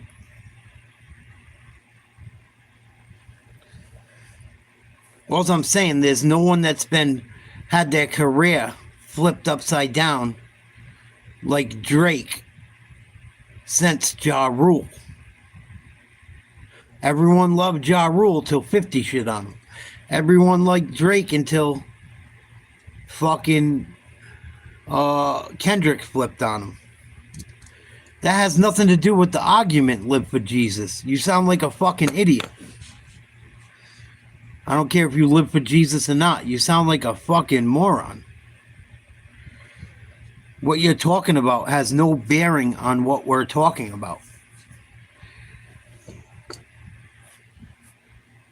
People have said Ja Rule sounds like fucking Drake, DMX. They said he sounds like Tupac. Like, why do you think you need to give your opinion on something we're not talking about? No one's talking about DMX. No one's talking about fucking anything besides, is there a bigger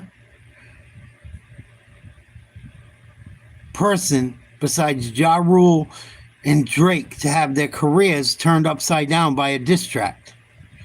You sound like a moron, Live for Jesus. I don't think you live for Jesus. You sound like a complete asshole. You guys just like to give you 2 cents about nothing we're talking about. I'm not reading anything more to do with anything you say because you're not talking about what we're talking about. I'm talking about, is there a bigger downfall than Drake and Ja Rule in hip-hop? That's what I'm talking about. Not who's better, not who sold more records. Oh, that's awfully Christian of you, Live for Jesus. Awfully Christian of you. No. You're just a narcissistic idiot that likes to act like a Christian.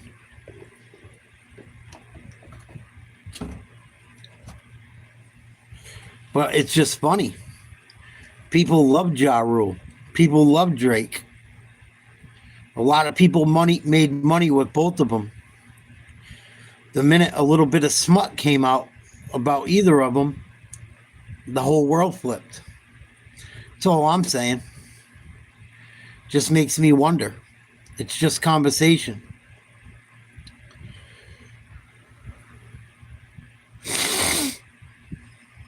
Yeah. He bodied him, Juice. Bodied him.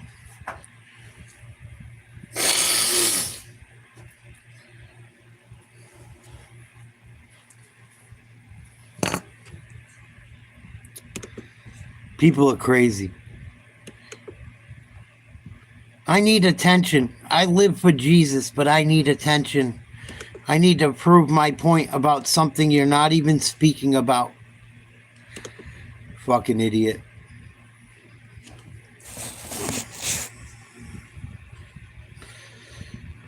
Fucking moron.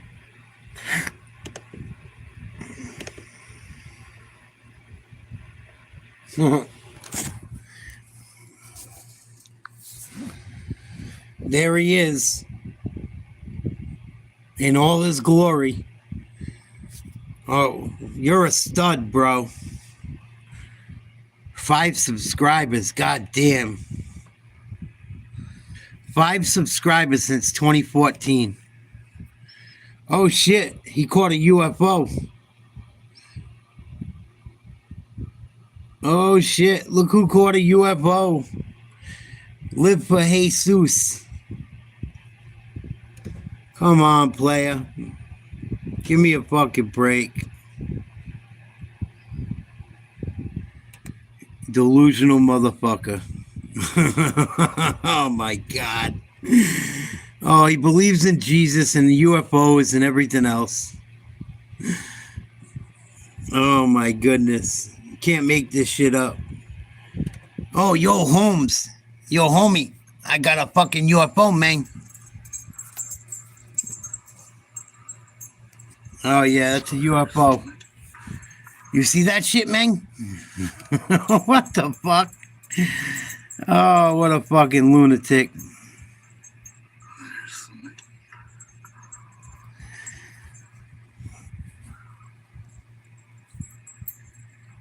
Oh yeah, it's a UFO. It looks like the moon, dog.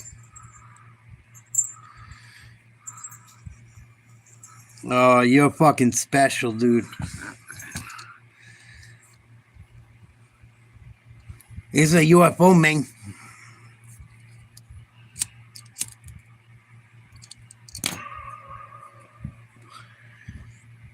What the fuck? Stop moving the camera, dog. You fucking idiot. People, you think people are stupid. That's a UFO, all right.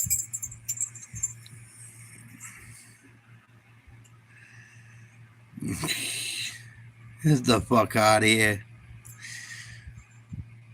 Oh, keep watching. Yeah, as the video ends. Oh, goodbye, live for Jesus. Have a nice life.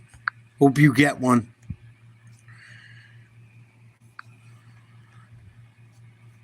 I fucking can't. You can't even have a discussion anymore. People just gotta die on whatever hill they pick. I'm gonna die on this hill. Boom. Ja Rule only sold 30 million albums. What a loser. All I was talking about is I think Drake is the biggest flop and that people have turned on not knowing the truth than since Ja Rule. That's all I said. You can't even have a conversation.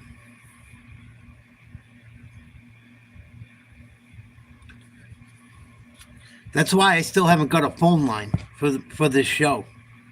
Because I'm afraid I'm just going to deal with fucking numbskulls over and over and over and over.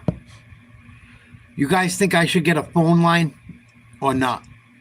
Do you think the show would be better or worse? I want to get a phone line so bad, but I'm so sick of dealing with fucking idiots.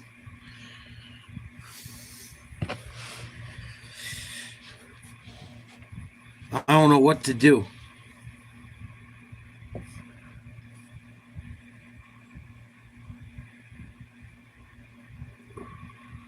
Good thing I ate some edibles tonight, Mark, and got a new vape. Thank God I smoked a little bit tonight. Like, you can't even have a debate with people anymore. You can't even talk through things. Like, oh, DMX, DMX, DMX, DMX. No one fucking even brought DMX up. What are you talking about? Social Security going bye-bye. Save your money. I've been paying into Social Security since I was 12 years old. It ain't going nowhere. Fucking idiot. Maybe for you and the people that don't deserve it. But ain't going nowhere for me. Yeah, they just don't. People like that, they just want to push their opinion and get seen and heard. And I try not to fall into it, but it gets stupid.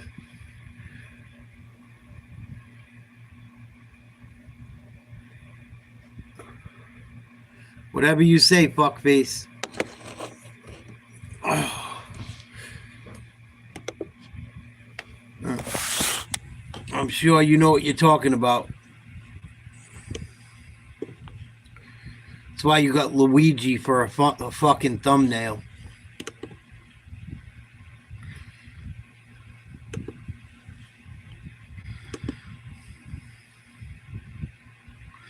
That motherfucker don't even know what Social Security is about.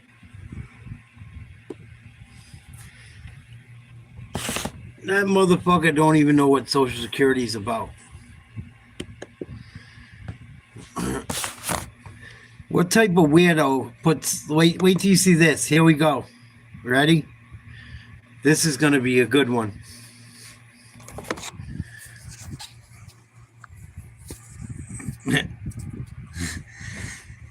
Texas. You're a cuck.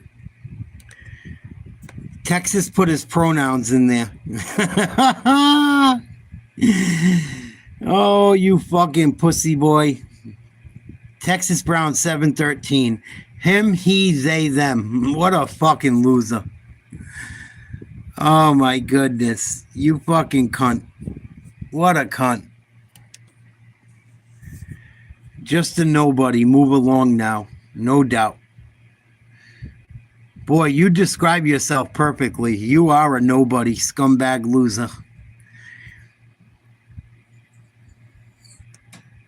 Him, he, they, them. Should we look at his fucking playlist? MAGA, please view then eat a Texas size D.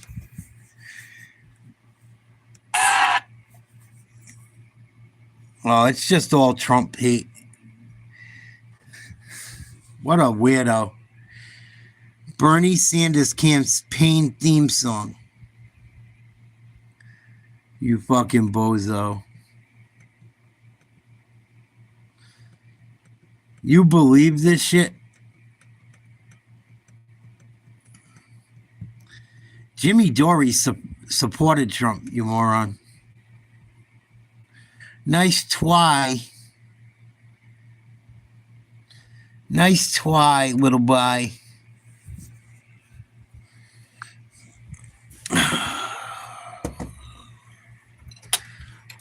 Unfucking real.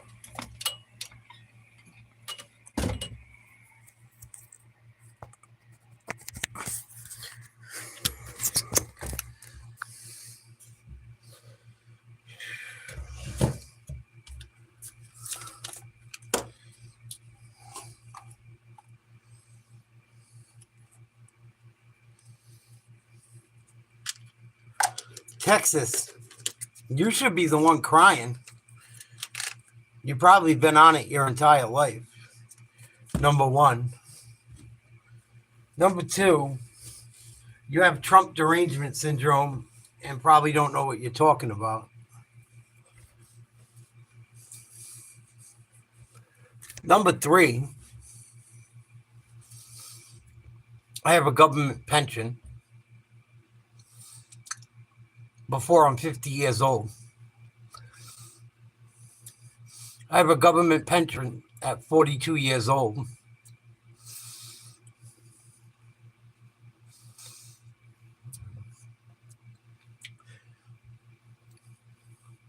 Nice try, Texas.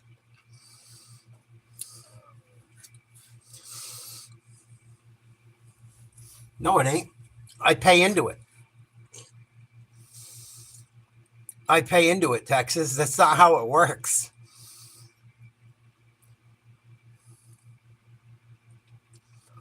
When you pay into your retirements, they can't take it.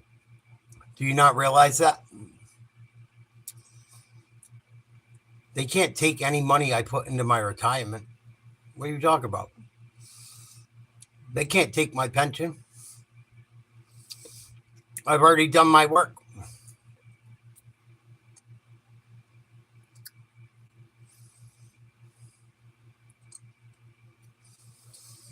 Texas sounds like a guy that never worked a hard day's work in his life.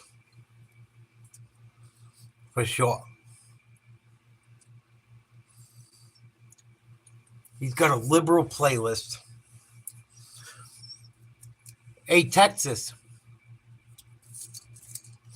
You do know every Democrat in Congress just voted against no tax on tips and no tax on overtime? Do you realize that? Everyone you love voted against the American people. No tax on tips, no tax on overtime. You support that?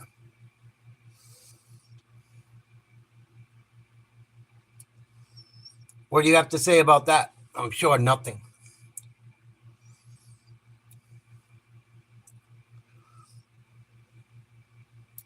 Texas. Why do you support the Democrats? They voted for no tax on tips and no tax on overtime. You think that's good? You support Democrats voting against no tax on overtime and no tax on tips? The same things Kamala tried to steal and run under against Trump? No, Texas, answer the question. You think it's cool that your Democratic buddies voted against no tax on tips and no tax on overtime? You support the Democrats voting against people not being taxed on their overtime and their tips?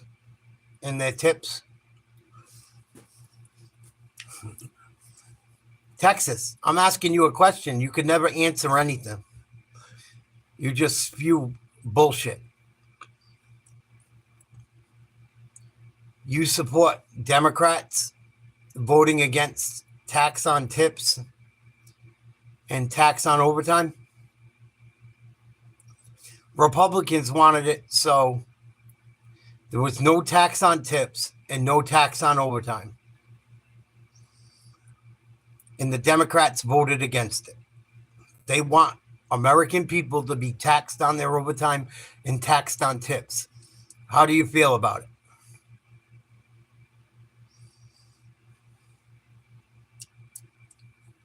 Why can a Democrat never answer a question? Why can a Democrat never answer a question? Can you guys tell me? So this is the last question and last time I'm going to ask Texas this.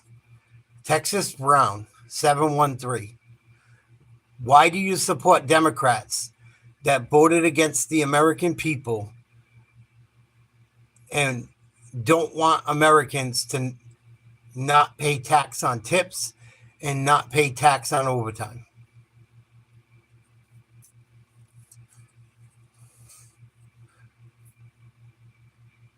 Why do you support Democrats voting for Americans to be taxed on overtime and tips?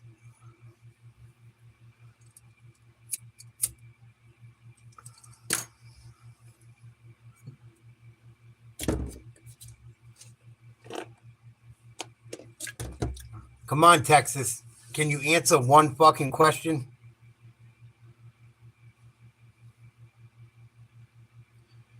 Texas, why do you support Democrats that voted no when Trump wanted it so American workers wouldn't be taxed on tips and wouldn't be taxed on overtime? Why do you want Americans to be taxed on tips and overtime, Texas? All right, you got to go because you're a numbskull. Everyone say goodbye to Texas Brown. Complete idiot. Brainwashed, mentally ill fucktard. Bye, Texas. Have a good life. Thanks for adding nothing to the discussion. We've been in a depression since Biden. Goodbye. Bye, idiot. We've already been in a Great Depression thanks to your Joe Biden and Kamala Harris. Goodbye. Goodbye. Couldn't answer a single question.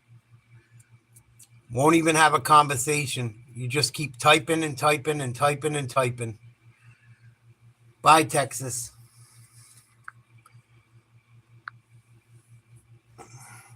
Liberal moron.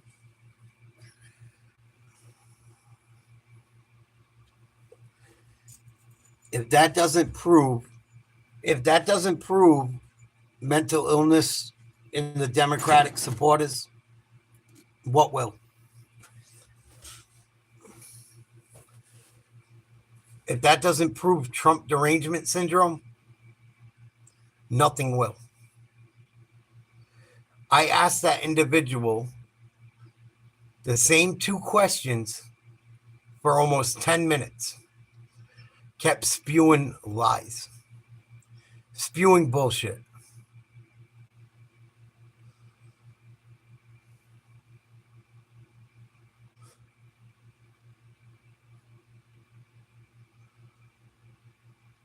Complete mental illness. Complete lunatic. Just like the 18% that support American tax dollars supporting wars we aren't involved in our poll. 82% of viewers tonight.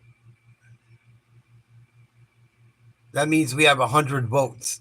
82 people said they do not support American tax dollars supporting wars we aren't involved in. 18% of people said yes, they support our tax money going to wars we're not involved in. What a bunch of fucking morons. So I guess every 18 out of 100 people are fucking idiots. It's probably higher than that, but holy shit.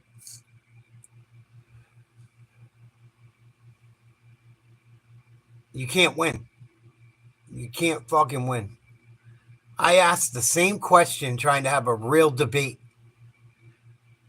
for almost 10 minutes with that fucking idiot. Just continue to spew bullshit, and more bullshit.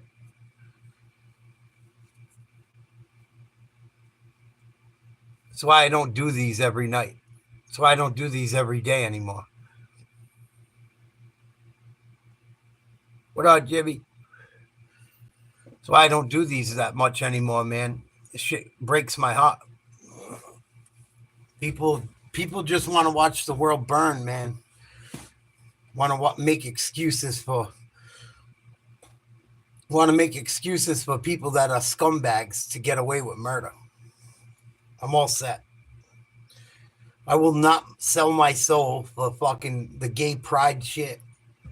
I will not sell my soul for the transgender shit. I will not sell my soul for the liberal racist shit. I will not do it. And I will not bite my tongue so these people can fucking spew their bullshit. They can all suck a dick up till they hiccup. Till the fucking day I die. I am so sick of these fucking woke assholes trying to fucking ruin the world. Makes me fucking sick. And if I had the fucking energy in me, I'd do one every day. But it fucking, this shit irks the fuck out of me. And they can call me every name under the sun. They can call me a loser. They can call me this, that, the other thing. I really don't give a fuck. Because deep down in my bones, I know I have been a good person majority of my life. I know I stand for what's right. And I believe in what I believe in. If people don't like that, they can go to fucking hell. I don't care. I don't care if YouTube likes it. I don't care if they like it. I don't care if you like it.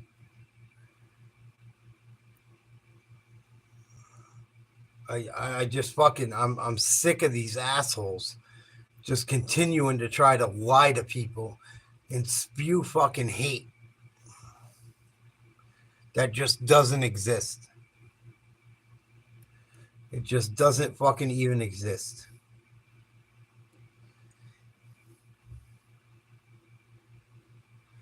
Makes me fucking sick.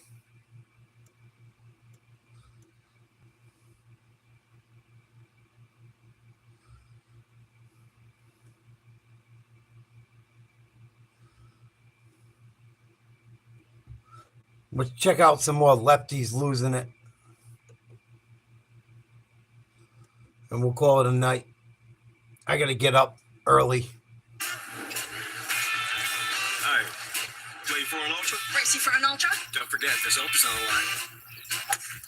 It's time for Lefties Losing It. Let's start with a couple of Democrat operatives embarrassing themselves with their Trump delusions. Here's the diabolical Alexander Vindman saying that J.D. Vance and Donald Trump should apologize to Zelensky. He demands it. The current leader of this J.D. Vance owns Let me Zelensky finish. an apology. President Trump owes Zelensky an apology for the way he's treated. For what? I demand it. What? I demand that they give Oh, using this. Okay, so He demands it. Oh, dear God. Even the CNN panel were bemused by that foolishness. But for a really severe, incurable case of TDS lunacy, we cannot go past this mad rant from James Carville. I'm talking about madness like King George III kind of madness. And it could be a combination of being a fat slob, which of course he is.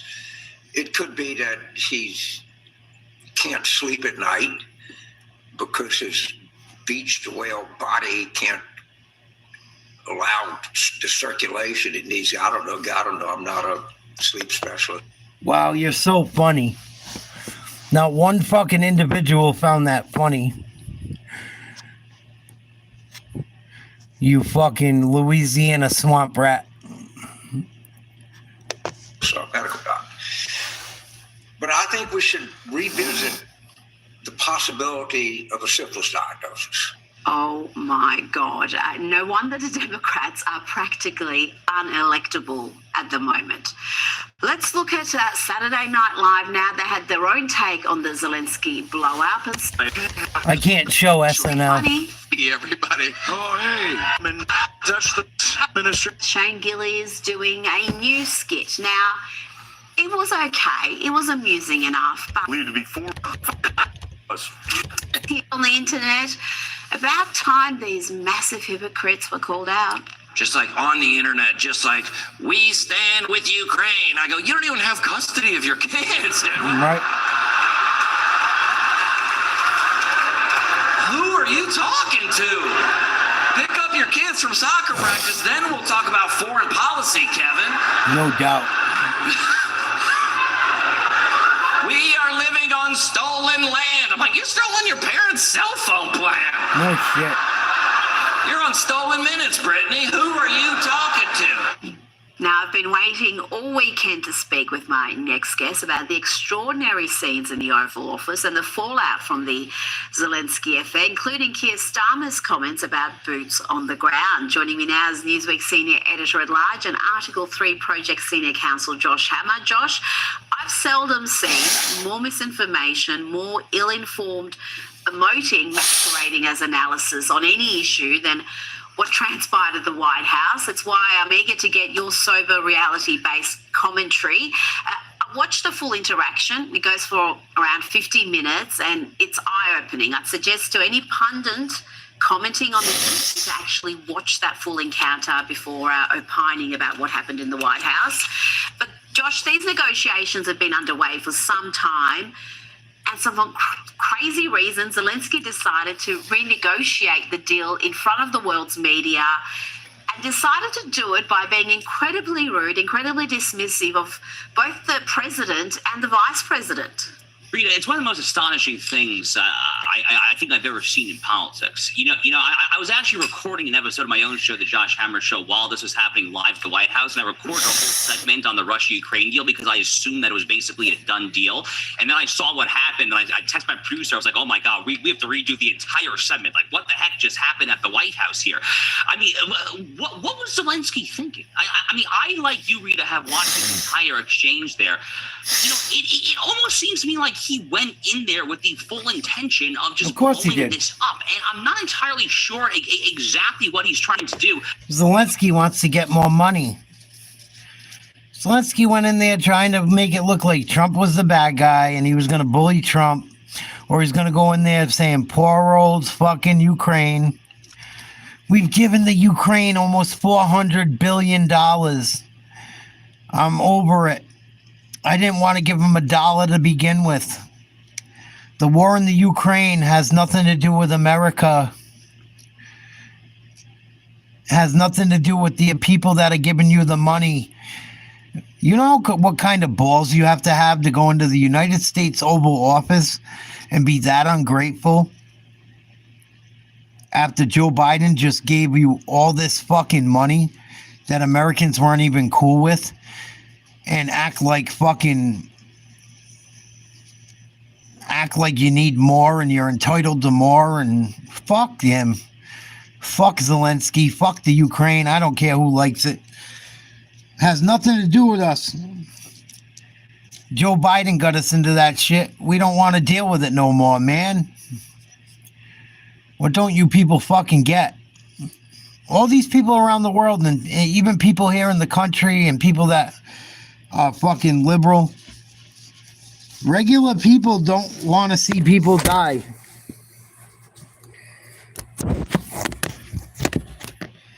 Regular people don't want to see people die.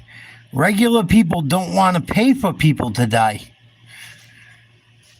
Most Americans don't. None of us know what's going on. Why do we want to pay for a fucking war we know nothing about, that we have nothing to do with, and we never wanted anything to do with? And Zelensky's going to come here, oh, poor me. And then the liberal media is going to go, oh, poor Zelensky. Trump was a bully. J.D. Vance was a bully when he tried to pull a publicity stunt on national TV. Fuck that.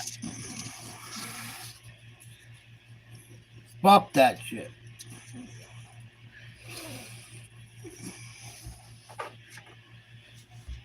Fuck that shit.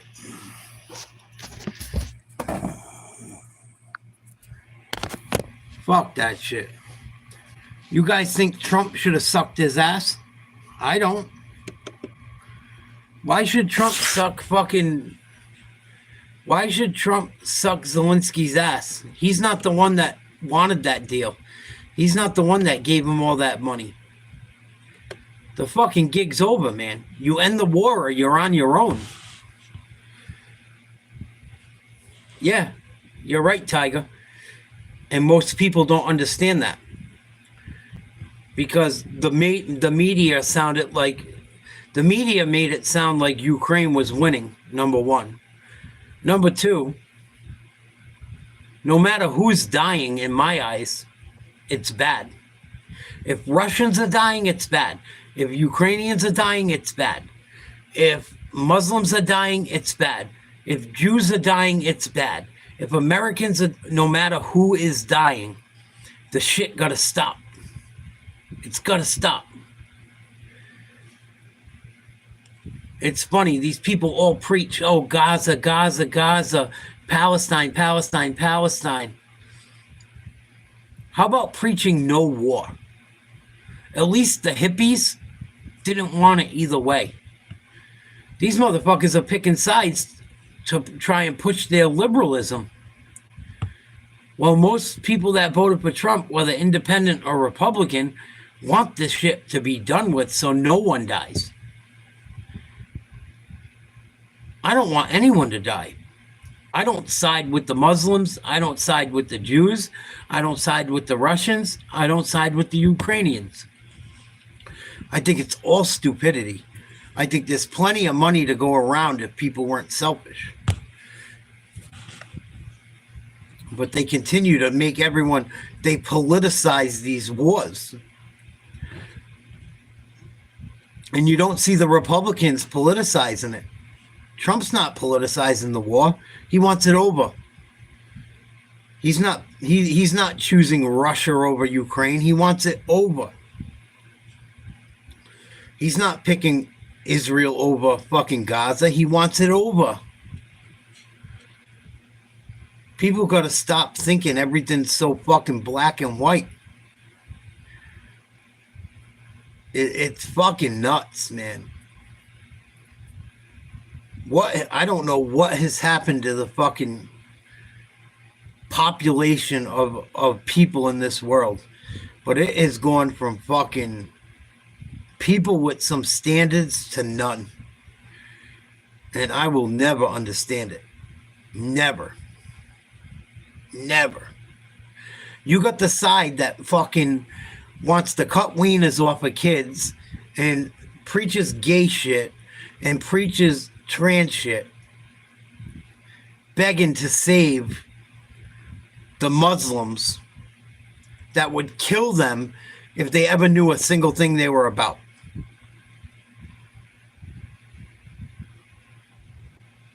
And they don't believe it. They think everything they do is right. Every holy book you could ever read in the world says gay and trans is wrong. It's a sin. But I digress. And furthermore, before I digress, these same people that believe in science, that hate religion, that believe that they're morally standing on high ground. Oh, we believe in science. Well, science would tell you there's two sexes. There's two genders. male and female. Every once in a blue moon, you get someone that's asexual, not transsexual, aka hermaphroditic, which is extremely rare. Genetic mutation. Motherfuckers gotta stop. The shit gotta stop. The liberal fucking hypocrisy of everything is out of fucking control. You're just a bunch of walking contradictions. Walking contradictions.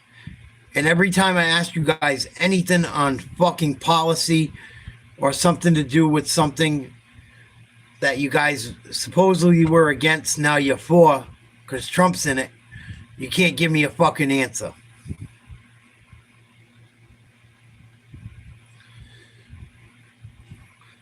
I don't believe it, Dawn God.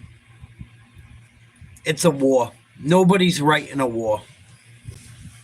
They're both being thick-headed. I don't believe the media. I don't believe you. I'm not there to see it. I don't believe it. I don't support war. You're still supporting war. Either way, do you not see the issue? Whoever invaded is irrelevant. Let's stop it.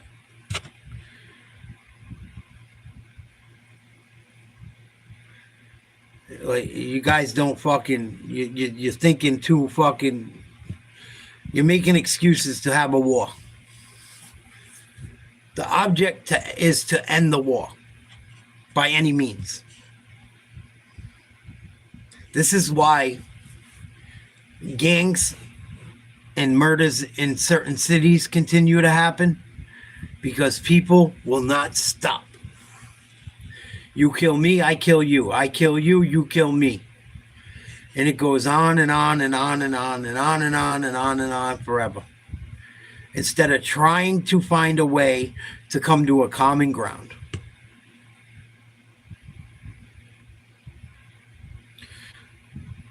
I know Ukraine's in the wrong, and I know Russia's in the wrong. Everyone screams Ukraine's in the right. Everyone screams Russia might be right. I know Ukraine's not fucking innocent. I know that shit. Ukraine had so much fucking money from the United States. How could they be innocent? Come on. There's no one is in war. Thank you, Irishman. And until people realize that, we will get nowhere. That's why Trump flipped out. Because Zelensky wants to keep it going. Don't want to stop it. Don't want to try to come to some common ground. Hard head makes for a soft ass. He don't want to let up, but he, you know, it's real easy, right? Zelensky's got a lot of balls, like acting the way he does. Imagine going to the country that's given you every fucking piece of weapons you had under Joe Biden and being ungrateful and wanting more. Because he wants to continue war. He doesn't want peace. He wants war. You know what war equals? Money. You know who gets to rebuild Ukraine when the shit finally ends? Look into it. Look into it. It's a big company in the United States that owns a ton of property. It's been buying houses like crazy. Block after block of homes all over the United States. BlackRock has over 400 million or 400 billion in contracts to go rebuild Ukraine when the war's over. You don't find that odd? I would never hurt myself or anyone else. If something ever happens to me, it would be something weird. If I got hurt by somebody, you guys, it's because someone got mad at what I said on here. because I don't have problems with people. Please, if something ever fucked up happens with me, I know it sounds crazy, but we talk about this shit all the time. I've had people send me death threats. I've been doxxed. I've had horrible things happen to me already. If something ever happens to me where I am not alive in a weird way, or some weird shit comes out about me that don't sound right, mental illness, some fucked up thing where I just pass away out of nowhere, it wasn't me.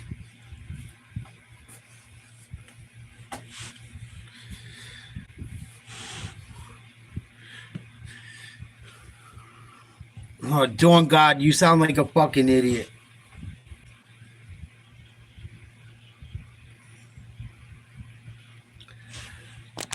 Keep drinking the Kool-Aid, Dawn God. It's not that simple. It's not that simple. Someone coming into my house is a lot different than someone coming into my country.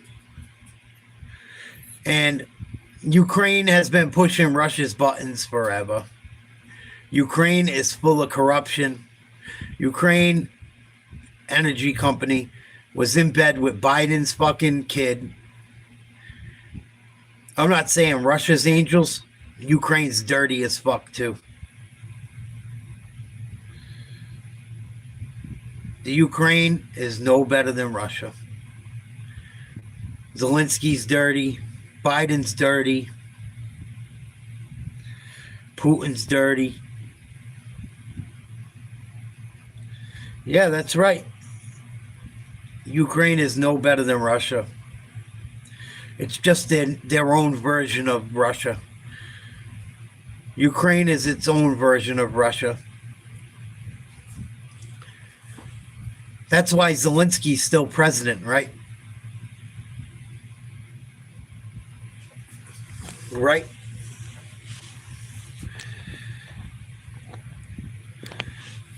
Right, Dawn God? Why is Zelensky still president? Zelensky should have had an election a couple years ago. Never happened. He claims he's not like Putin. He seems like he's worse.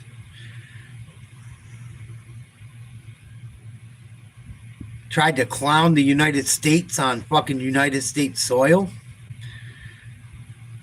If the United States didn't save Ukraine, or if fucking whatever happened over there, right? Whatever happened over there, because I don't know what really happened, and neither do you. None of us do. For whatever reason, Joe Biden gave Ukraine weapons. There was no conflict while Trump was in office. There was conflict during Obama's term. Both of them. There was conflict during Biden's term. Hunter Biden made millions and millions and millions, almost $10 million over there, running an energy company. Hunter Biden's a fucking crackhead. Hunter Biden slept with his fucking dead brother's wife. And that's the fucking dude you have more faith in the Ukraine?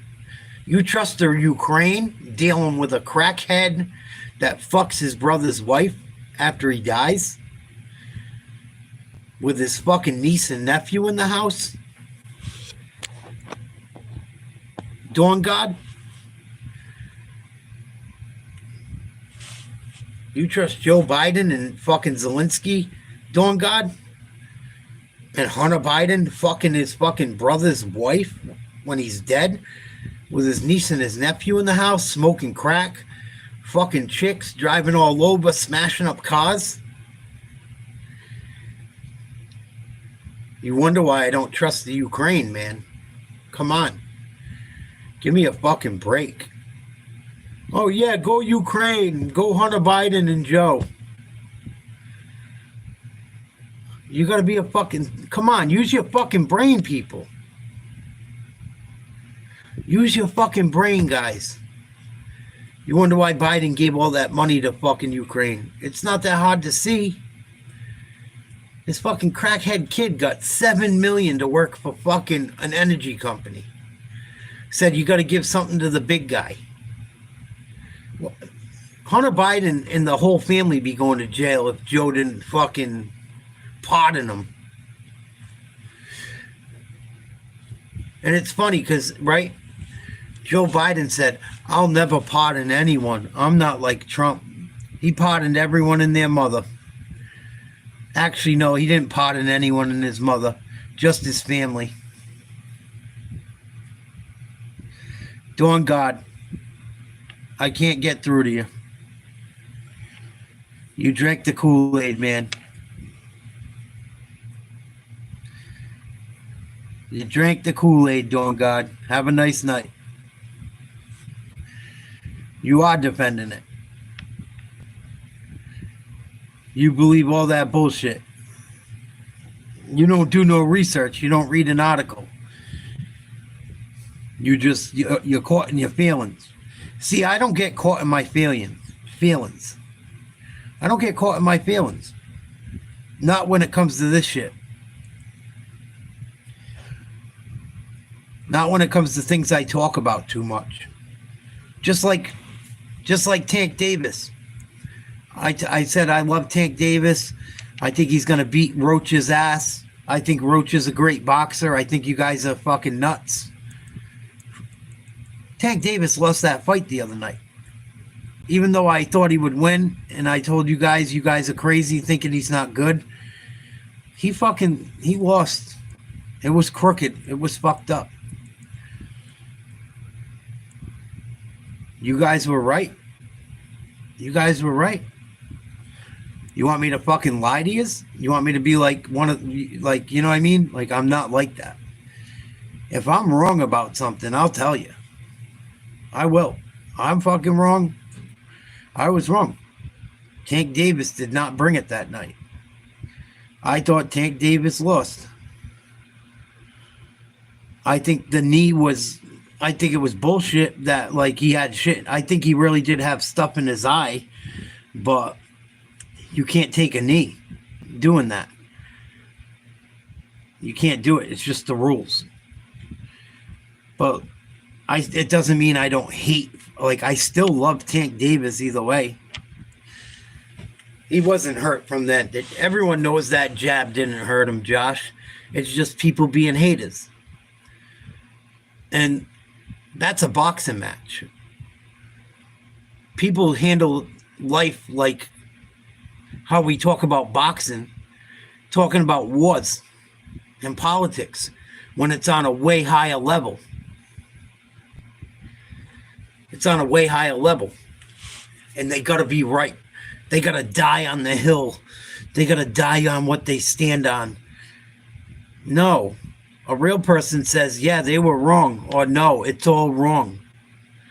I find it crazy that the side that's liberal and the side that wants people to fucking live and cares about people and racism and this and that so much would pick a side in a war. That's fucking nuts. You're the side that believes in fucking everyone should be even. Allegedly. But you believe in DEI. See, it's a load of shit. That whole liberal platform, load of shit. Oh, we believe in this, we believe in that. You got a bunch of self-hating white people there. Thinking if you're white and you do anything successful, it's because you are white, not because you worked hard. Or if you come from a good upbringing, you're a horrible individual being anything but white. Besides white. It's fucking nuts. It's nuts. But these motherfuckers treat war like boxing.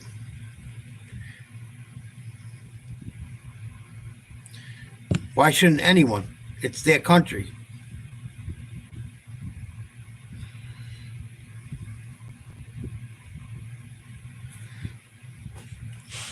Like, it's fucking nuts. Like, it's okay to say you were wrong. It's okay to say, damn, I was wrong. I was wrong about Zelensky. I was wrong about Biden. I was wrong about this. I was wrong about that. I get what you're saying. Instead, people just want to fight to the death.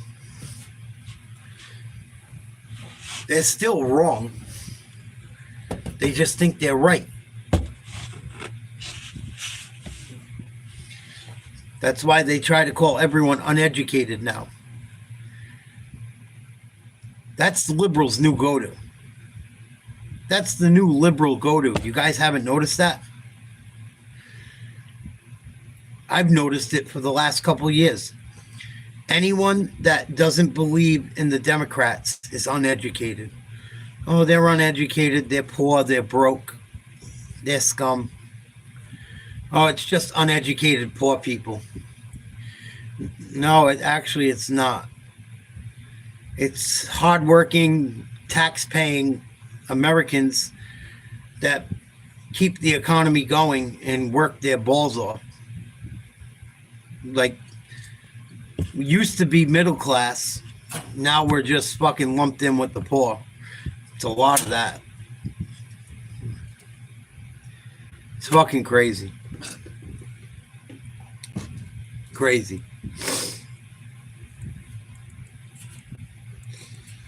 It's not even racism, it's classism, what they're doing. It's not about color, it's about money. But no one realizes it.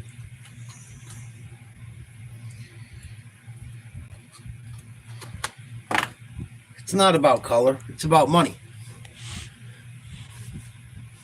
There's black families, there's white families, there's Spanish families, all getting gutted that make good money. Make over $100,000 a year, both people together. Can't even own a home anymore. Because why? Because you're in what? Get no tax return anymore? Because you're funding wars with Ukraine? Nah. But they try to divide everyone with race. It's not about race, it's about money. And now the Democrats are trying to make you feel uneducated if you don't vote for them. When you make more money than the fucking asshole politician if they didn't sell their soul. And it's also funny on the Democrat side, they tell you you're uneducated, right? But AOC was a bartender. She never did shit. She was a fucking bartender and got into Congress. Never held a government job. Never held a good job. A bartender's not like... You can make money, you know, if you're a good-looking woman or a handsome guy, but, like... It doesn't take a lot of brains to be a fucking bartender.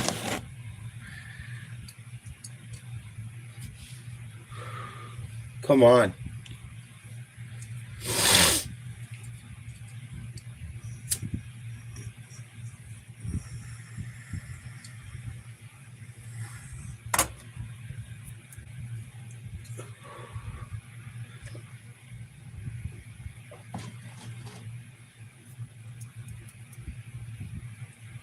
Yeah, they done all that shit.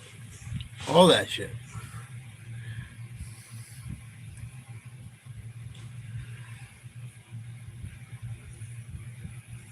Yeah, I know. It's crazy, but it's fucking nuts. It drives you nuts. That's why I can only talk about it a couple times a week anymore. Because it drives me fucking nuts. And you got all these other people pointing the finger about this and that and that and this. Give me a fucking break. Oh, it's Trump's tax plan. It's this, it's that. Give me a fucking break. You got open borders. You got fucking Ukraine war. Giving money to Indo-Pacific China. I've covered all these subjects for a year. The people that know. The people that don't probably don't ever fucking intend on doing any research. You know, it is what it is. I don't know. That's some of the whack jobs for the week. Hopefully we can get back what we've lost over the last 4 years. I got a printout for my 401k today. Unfucking believable. Unfucking believable what the federal government took out of me for making good investments. I was fucking sick.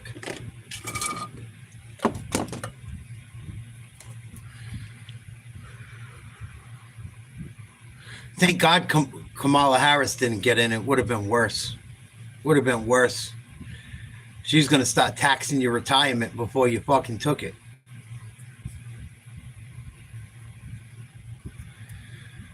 Well, they're trying to do Tiger. They're trying to do away with tax on tips and tax on overtime.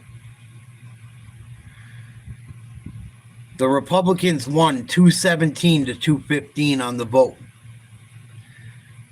Not one Democrat voted for no tax on tips, no tax on overtime. If that tells you the Democrats don't care about the working people, nothing ever will. Not one Democrat politician in Congress, the House or the Senate, voted for Americans to not pay taxes on tips and overtime. Fucking nuts. Yeah, the boomer generation has destroyed America as well, Mark. They have sold America out worse than anyone. Worse than anyone. Selling houses for fucking ridiculous amounts of money is disgusting. It's disgusting. And then they go up to their kids and go, I don't understand why you can't make it. Well, maybe because the house you bought for $30,000, you just sold for $600,000. Maybe that's why I can't make it. Because you got greedy and sold the whole fucking crib for fucking what they told you it's worth. Real estate prices are destroying young people in the United States. Young people have been destroyed by the boomers on real estate. Absolutely destroyed.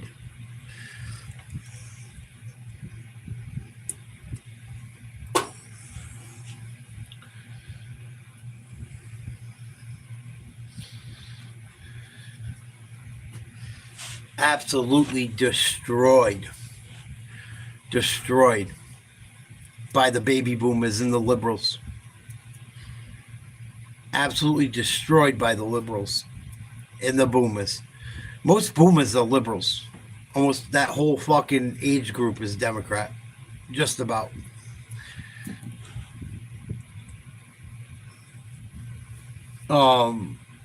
It's pathetic. It's disgusting.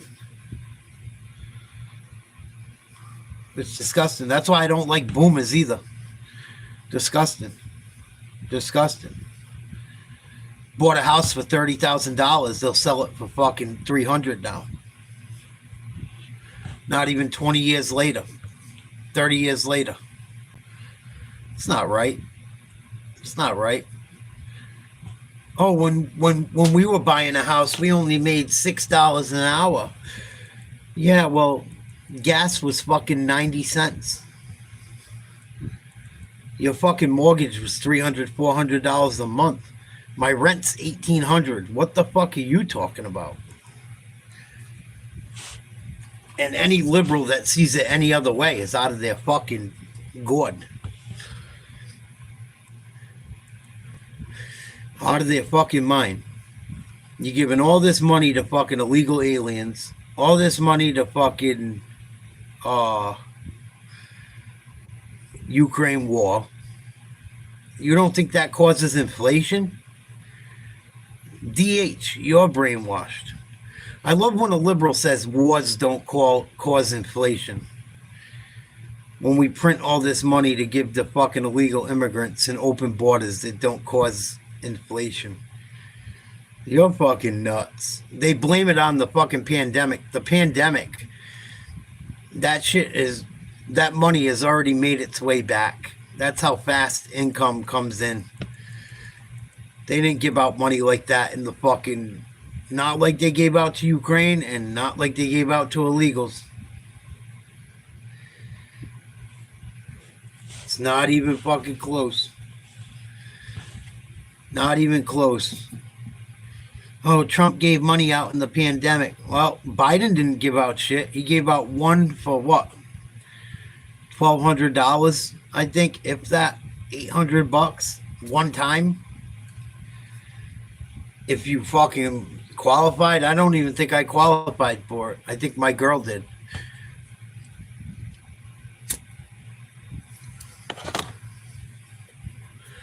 Gives $350 million to fucking Ukraine at least, and they lost some of the money.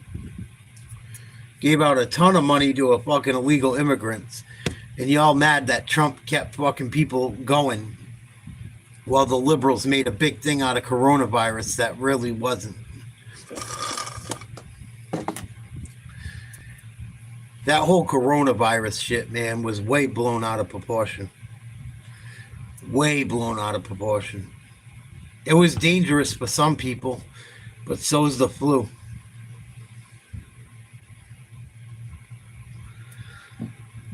Fuck out of here. If you're from India, I don't think you know what it's like in the United States.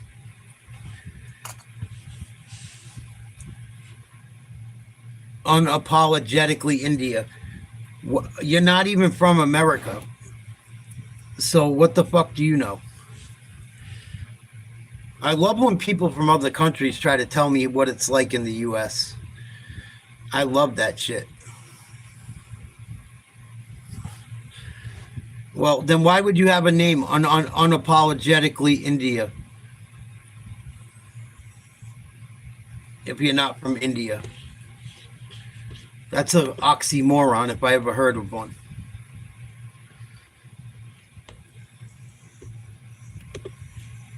Oh, your name is India.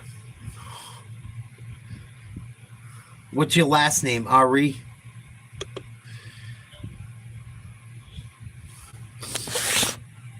Oh, you look like India Ari a little bit. India Ari is prettier.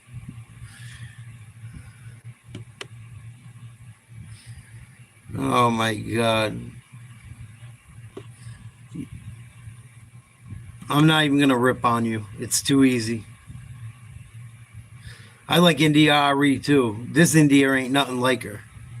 She watches videos about Jasmine Crockett and shit. That tells you everything you need to know.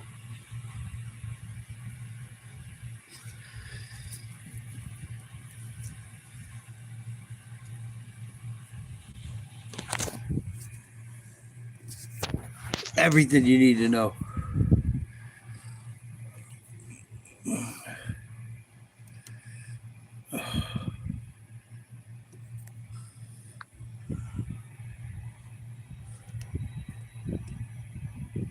She ain't no India Ari. Books, coffee, politics, anything else. Holla if you swallow. 23 subscribers. Fuck out of here.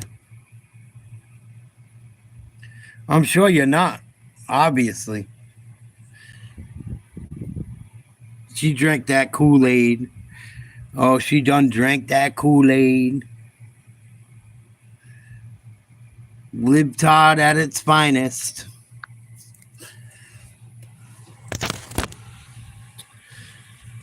Unbelievable. India's got it rough from her Carnival cruise. Oh, times are tough. Fuck out of here. These people act like they're impoverished. They have no fucking idea. Oh, yeah. From my Carnival cruise.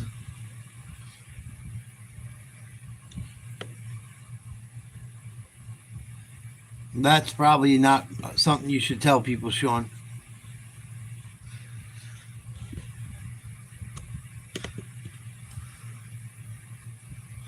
Yeah, times are tough, man. Times are tough. That's why I voted for Trump. You bet your ass. I had a way better life under Trump than I did under Biden.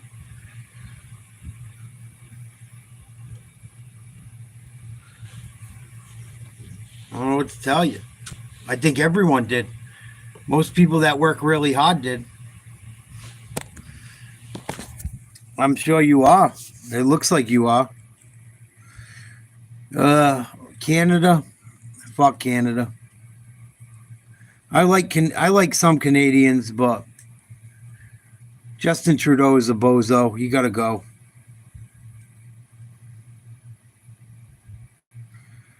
But it is what it is. America first, no doubt. But I gotta call it a night, you guys. I gotta get up early. It's late where I am. Please like, share, subscribe. We cover sports too. I'll be back on tomorrow. We cover sports, politics, all different stuff. Come hang out. Come pop some shit. Hasta mañana. Well, I'll see you later today. Peace. Later, T.